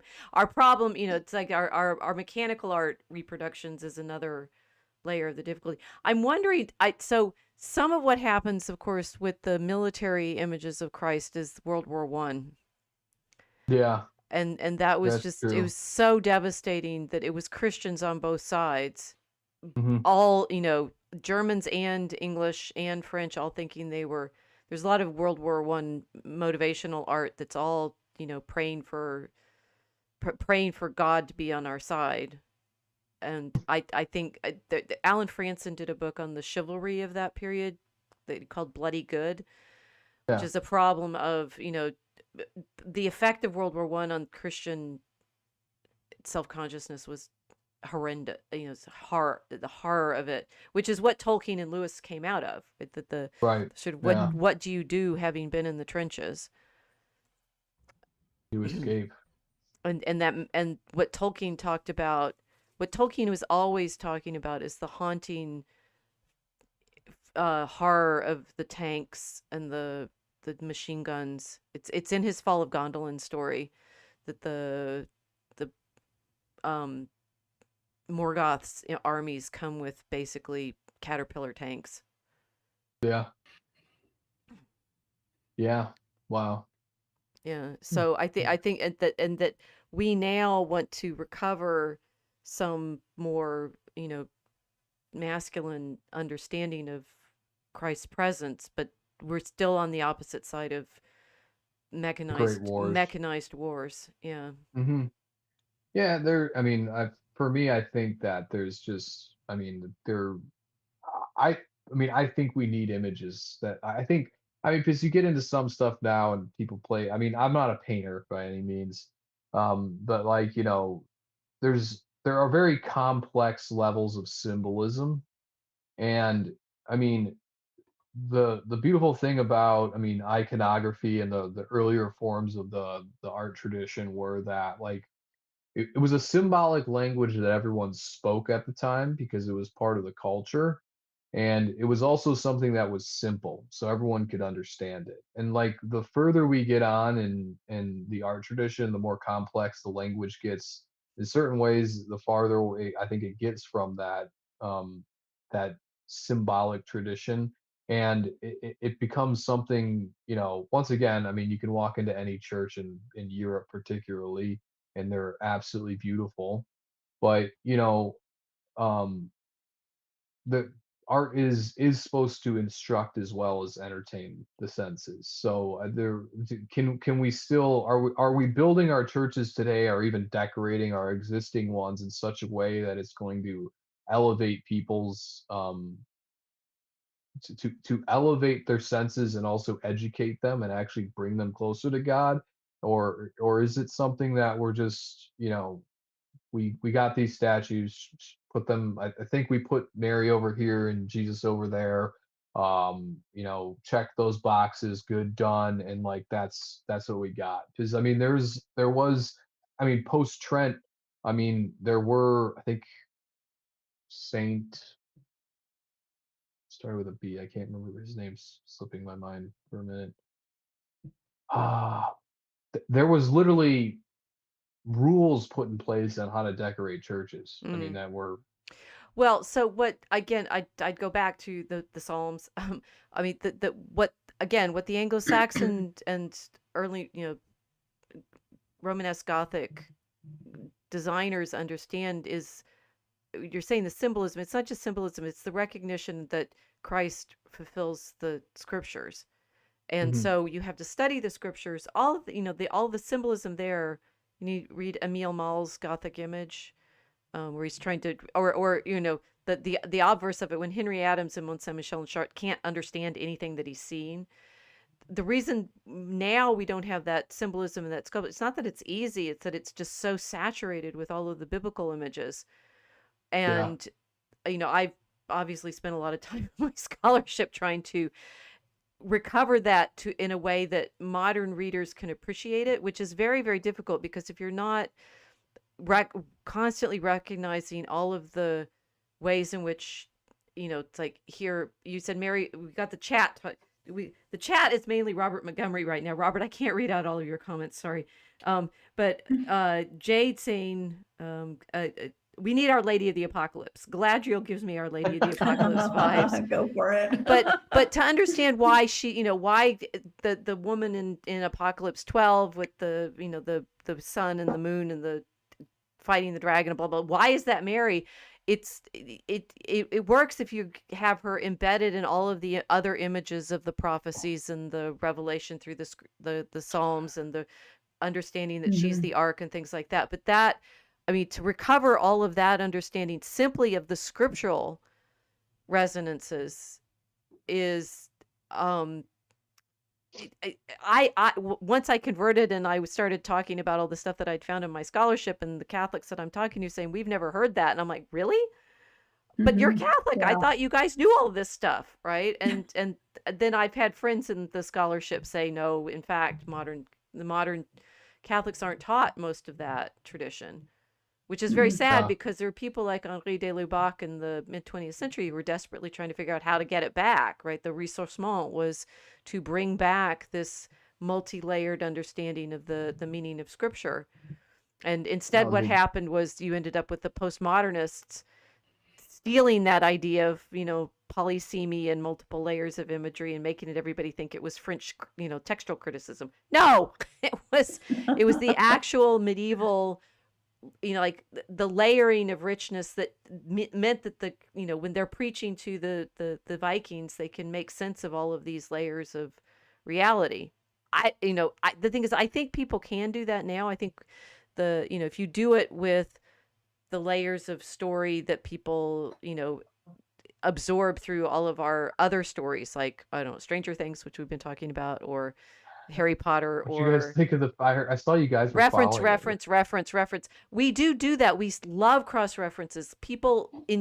This is where people get the sense of meaning in their life, that you're finding all of these ways that things cross reference. But we don't read the scriptures deeply enough for that symbolic, not just symbolic. We don't read it for the actual images in there.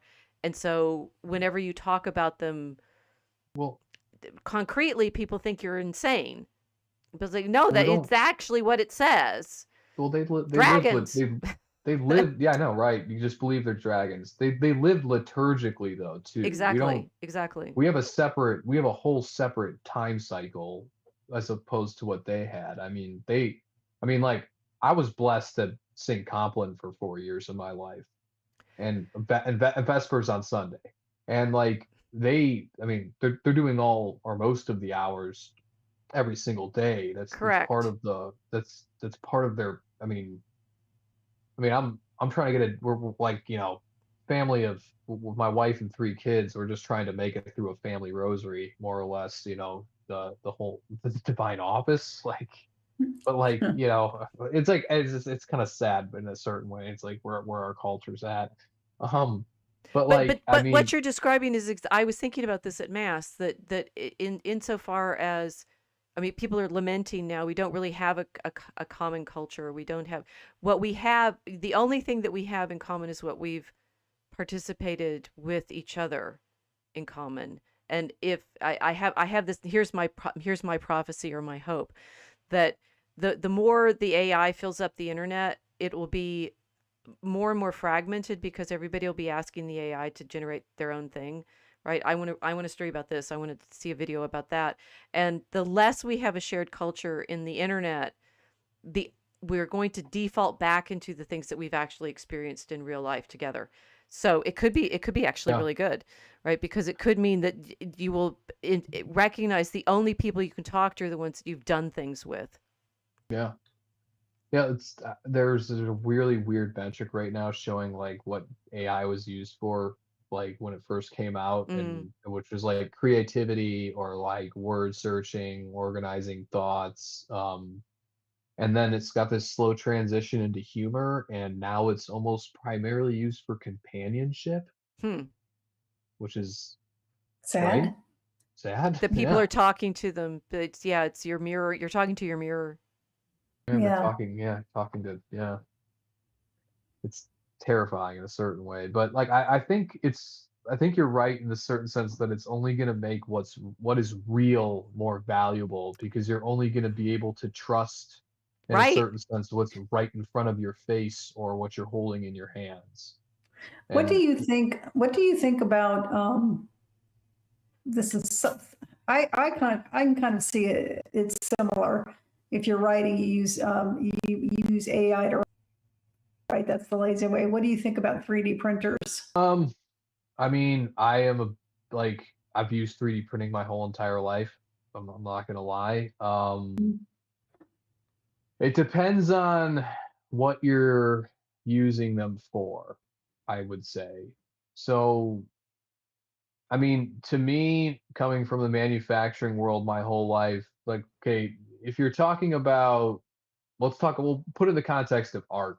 Um, if you're talking about home art, um, I mean, home art's different than church art. Church art should be the highest materials possibly available and affordable within the means of the parish.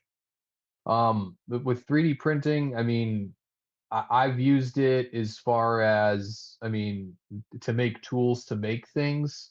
Hmm.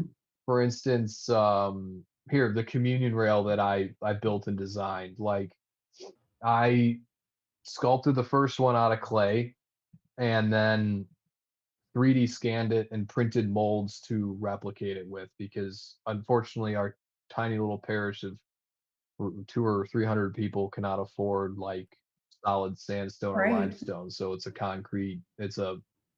higher, Mhm. Is that what these pillars are in the picture? yeah, Okay. that's the communion rail. Yeah. But those were casted out of 3D printed molds. So I think there's uses for it. For home art, I Mhm. mean, I would see no issue with 3D printing statues for home art, just from the manufacturing standpoint. Most Mhm. statues that you see in the home are plaster casts or like a resin plaster Yeah. mix. Right. Those statues are designed for efficiency of manufacturing. They remove details Yes. like they literally, like, and it just grinds my gears when I see it, like, like I mean, from a guy that's been molding and casting things his whole life, I can literally look at a statue and see, oh, that's why they blended the hand there, or they Mm. actually sculpted the clothing that way.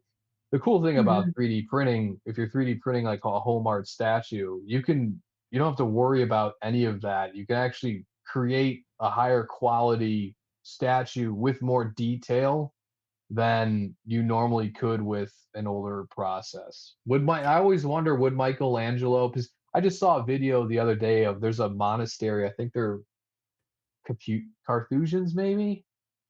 I can't, I think are Carmelites. I think they're Carmelites. Mhm. They're literally 3D designing and CNC milling out portions of their art in their monastery.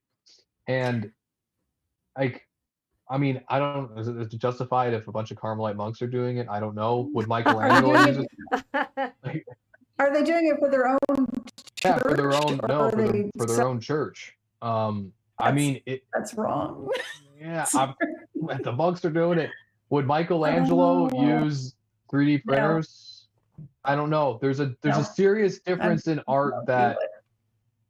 I mean, I do things in clay, so whatever I'm doing is eventually going to be molded and either casted in bronze or some sort of resin. Um, Mhm. there's a difference in clay sculpture and like hand carved wood. Like there's or stone for that matter. Yeah. I mean, I just saw there's some company, I think I can't remember what they're called, something monumental. And they're robotically CNC carving out marble statues. And Yeah. it's just, I mean, if it's going in a church, think I don't think it should be. I like There's anything. gonna be a difference. People are gonna be able to tell, and it's the same, it's gonna be for this reason. It's the same reason when you walked into St. Peter's and you said you felt like you entered a different realm. Well, everything. If something is made by hand, somebody's going to be able to Yeah. feel it, Well, and I if that think it makes too is sense. just. I mean, they're just you got companies that just. I mean, you can go online and find the same files, like 3D files that are being made by 16 different Catholic art companies that are just being spit out. And I mean, is it even art at that point?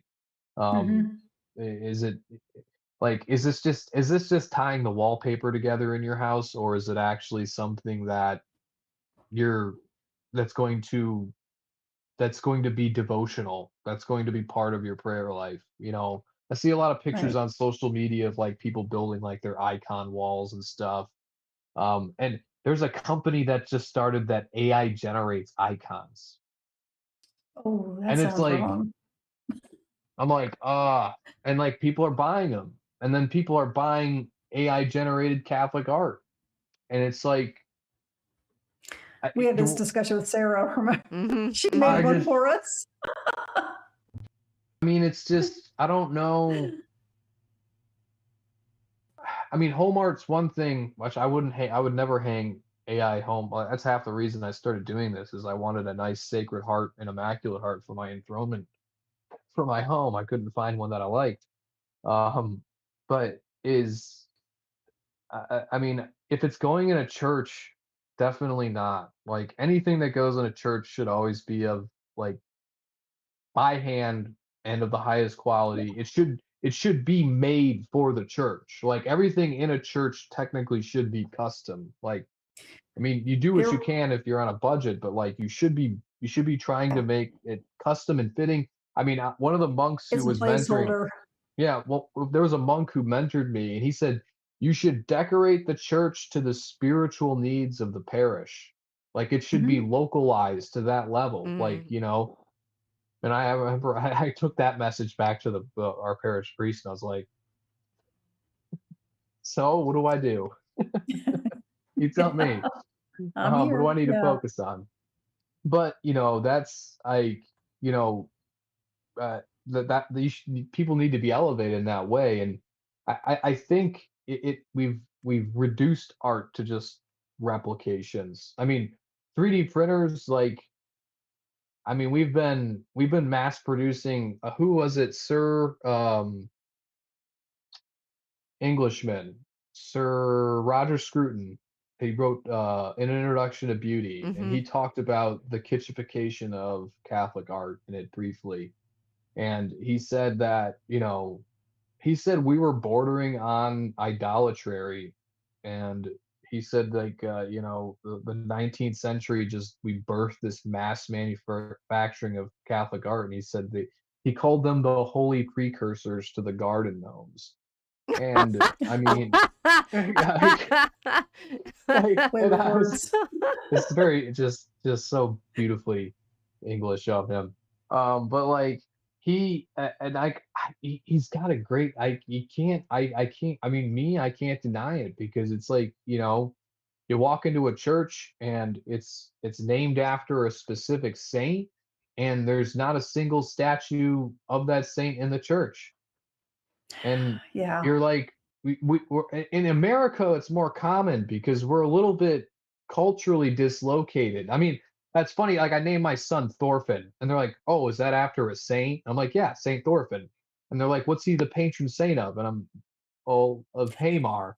And they're like, "What's Hamar?" And I'm like, "It's a really obscure town in Scandinavia." Like, they're like, "Well, he's the patron saint. Like, why is he the patron saint of a town?" He's like, "Because that's where he was the bishop. That's what they did back then. Like places had patron saints, like Saint Mm-hmm. Francis of Assisi. Well, she really Yeah. wasn't, but like there's a story about that. But anyhow, like like faith was in a certain sense more localized and embedded in the culture. Just like I mean, we were Hmm. talking about the Psalms were literally like we didn't have like Gay Pride Month and then Black History Month and then Yes, the fall secular where replacements the of the secular seasons. replacements. Yeah, we have our own secular liturgical cycle. They actually had Well, that's why I was saying that we're actually the ways in which our culture is complicated is the way in which the liturgical culture was complicated. It's just it's overridden it. yeah. So yeah. No, it's like I can't remember. It was a movie I saw once. They called it a marketing holocaust. And it just yeah, we're being I think it's like 66 billion images a day are on social media. Oh my gosh. Like I mean, we weren't meant to. I don't think we were meant to consume so much information. I mean, It's a lot it of just noise. yeah, it's so much, and like a church should be a place of stillness and contemplation, and it should be intentionally so. And like, I mean, I'm doing my best to help make my own parish that way and like that's because like for me for my children for I mean everyone I mean right now we had a group of guys that go in and we're all participating in the renovation of the church Mm. and like we're trying to make our small little space we're trying to elevate it because it shouldn't look cheap it should be better it should be as the best we can give it a good friend of mine who's a priest um he was on a pilgrimage in Europe, and he turned to one of the guys he's on pilgrimage with, who was I think he was in France, he was French, and he said, we don't have a lot of churches like you guys do here in Europe. Like in America, we just don't have a lot of this. And he looked at him and he goes, the Frenchman looks at him and he goes, our ancestors were willing to go into poverty so the house of God could be decorated. Mm. And he That's said that's the beautiful. difference. I mean, like we're so there's a portion of our brains that's so economically driven. It's like we got to do this as cheap as possible, and it's like yeah, economics, I get that, but like it's the house of God, and Yeah, but in The United States was founded as a commercial venture. I yeah, Don't get us started. I'm just I've got kidding. references. but like I mean, This is a problem. It's like these colonies, these North American colonies were uh, we have the story about the Puritans and but most of it was actually because we were participating in this imperial commercial adventure. well, but like And we still, I that is mean, it we is haven't gotten past that as our founding creed of, no, and it's for the faith for the church. I mean, like I I mean I spent like well, in my to be fair, I mean, it's like you're thinking about how wonderful, the meditation on the Anglo-Saxon period was. So one that was 400 years or thereabouts before William the Conqueror shows up. That's still longer than we've been around as the United I know, States. right? And and that we have almost none of the Anglo-Saxon churches left. It's very hard to find pictures of them to show for my class because most They of were well, they're gone or they Mhm. were rebuilt or like the United States as a like as a region, people have only been building these churches in the this part of the world for a few hundred years. So we're mhm, about at 900 at yeah. best in the time span between the conversion of Kent and so Mm, it's like in that sense, I mean, the Europeans like saying we're young. It's like no, we're transplants and we're still working on it. and Yeah. you're working Yeah. on you and your friends who were making your church beautiful. You're doing what they did in the 8th and 9th century. And like I think Mhm. like I Good think job. that's thank you. I mean, well, it's gonna take a Don't while despair. probably. I'll say- Well, it's like I think that I think everyone like I spent enough time like where I was just like I have a reputation in my parish for just griping about art. Like one of my buddies just joked to me the other night and he said, "You're gonna get to heaven and complain about the style of columns." And Here we have columns. Okay, so the like, chat the oh, chat has Dornish and agreed. The chat has agreed with Casey on the 3D. Jade says Casey spits facts when she speaks. 3D printed art will not raise one minds to the heaven. no, I don't think it. Yeah, I don't think it No. will. Like I I'm said, glad we're fun, Robert. Thank you. home art, maybe. For a church, I would never. You can't put that. You can't put. It's what is it? Would it be a too vulgar material? It's too vulgar. Like it Well, needs to be. I'd say take heart. We're still in the conversion, and I suppose to say the conversion of the world is ongoing. Yeah, I like Mhm. how you told for us the story of the conversion of Scandinavia and say it's ongoing. We fall back into paganism, we reconvert. We fall back into paganism, we yep, reconvert, and that it's by attending to the beauty of our worship that we discipline ourselves to pay attention to that. yeah. The Psalms. The Psalms.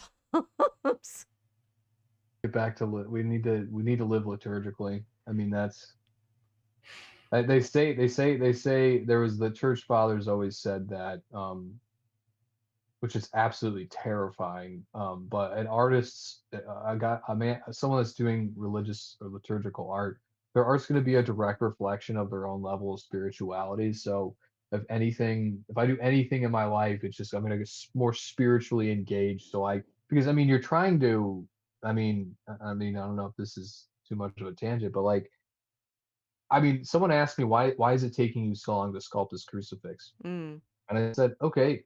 I said, sculpt the, and like, I will already, in my artist brain, like there's already like, I already feel like I can, like, I've learned more. I can do more now. I need to I need to make another crucifix, but like, I'm like, sculpt the perfect Christ. They're like, what do you mean? I said, sculpt the perfect Christ. And they're like, you can't do that. I said, I know you can't do that. And I'm like, I said, so I'm like, how long do you think it would take you to try? They're like, a long time. I'm like, that's why it's taking me so right. long Good because answer. I'm trying to do that. And like, I'm not going like, it's like, I started writing this essay. I haven't finished it. It's just my my melancholic side coming out. I call it the futility of religious art, and in an essence it is an act of futility. Like you're trying to contain the uncontainable, and it's there's a French philosopher that talks about it's like there's a like between an artist and God there's a tension, and like everyone talks about the suffering artist. Well, it's very hard and it's absolutely frustrating trying to manifest something that can't really be manifested in some sort of way. It's like like I said, it's like sculpting the perfect Christ. There was a movie, A Hidden Life. Have you heard of it?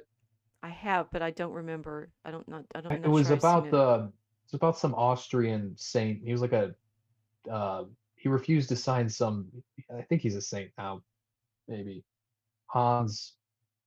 Can't remember his name. Super German name. He was like he refused to sign the oath of loyalty to the Nazis or something. Oh, okay. Um, Yes.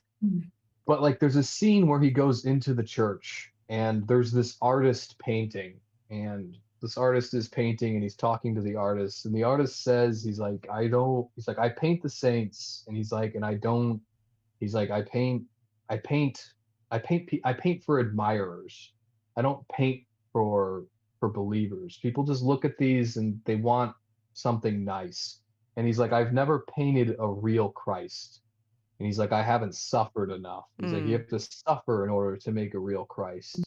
And and then he goes on to talk about how, like, people think that if they had lived in Christ's time, they would have not let him be crucified. And then he goes, they would have crucified him themselves. And he's like, but we're getting to a time when evil men are becoming much more wise. They're not going to try to destroy the truth anymore. They're gonna hide it away. We're gonna obscure it. We're gonna dilute it. And like, I always thought that was, the you have to suffer to make good art. And I think Roger Scruton said it too. The only way good art's made is through prayer and fasting. And like, I mean, there's like the only time I've come close to making things that I am satisfied with is when the whole entire house is on fire and the basement just blew up or something, and the kids are all sick, and like, And the everyone's dog was tired, sick at and the beginning of the dog was yeah, throwing up at the beginning of this video. I was throwing up, and like, I only got 15 minutes a night every night this week to work on things, and like, and that's when I get closer to the things I want, and I think there's truth in that. And like, I think, on Judgment Day, I just hope I've put everything into this that I can, because outside of a husband and a father, I see this as my vocation. And obviously those two first things come first, and then this follows. But like, this is something I will pursue the rest of my life. And on Judgment Day, I just hope I'm not found wanting. So yeah, that's a good place to end. So we have Leslie says, just returned from baptism, which one of my candles was used. Always an honor. Thank you for staying up for the candles. So see, it all matters. It all matters. I'm not sure what John Abrisi is talking about with St. Bridget's Day. I think that was recently. So the crazy Irish have renamed St. Bridget's Day as Imbolc also. So now it's both to be inclusive. Robert saying, I love my artist starving. I don't. Wait. Well, this has not been suffering at all, so it's clearly not been art. This has been really lovely. Thank you so much for joining us and sharing your journey with us and showing your pieces. And where can people find you and commission you to make more art? So I just relaunched my website. It's catholicmanart.com. And unfortunately, the company is Shields of Faith, but that's the LLC. But unfortunately, that was taken. So the next best thing I had was catholicmanart.com. Okay. We'll put a link in the description for people. Yeah. So, well, I mean, you can follow me. I'm on Substack too. Occasionally, I post a lot of my work on there, as well as Instagram. Instagram Catholic_man_art, and then Substack's The Rude Right. I'll add those links so everybody can hunt you down. Well, we've had a very lively chat today, and actually quite a few people listening live. So thank you all for joining us and sharing our journey through the craftsmanship of prayer. Yeah, indeed. Thank you for having me on. Thanks, Joseph. Good night.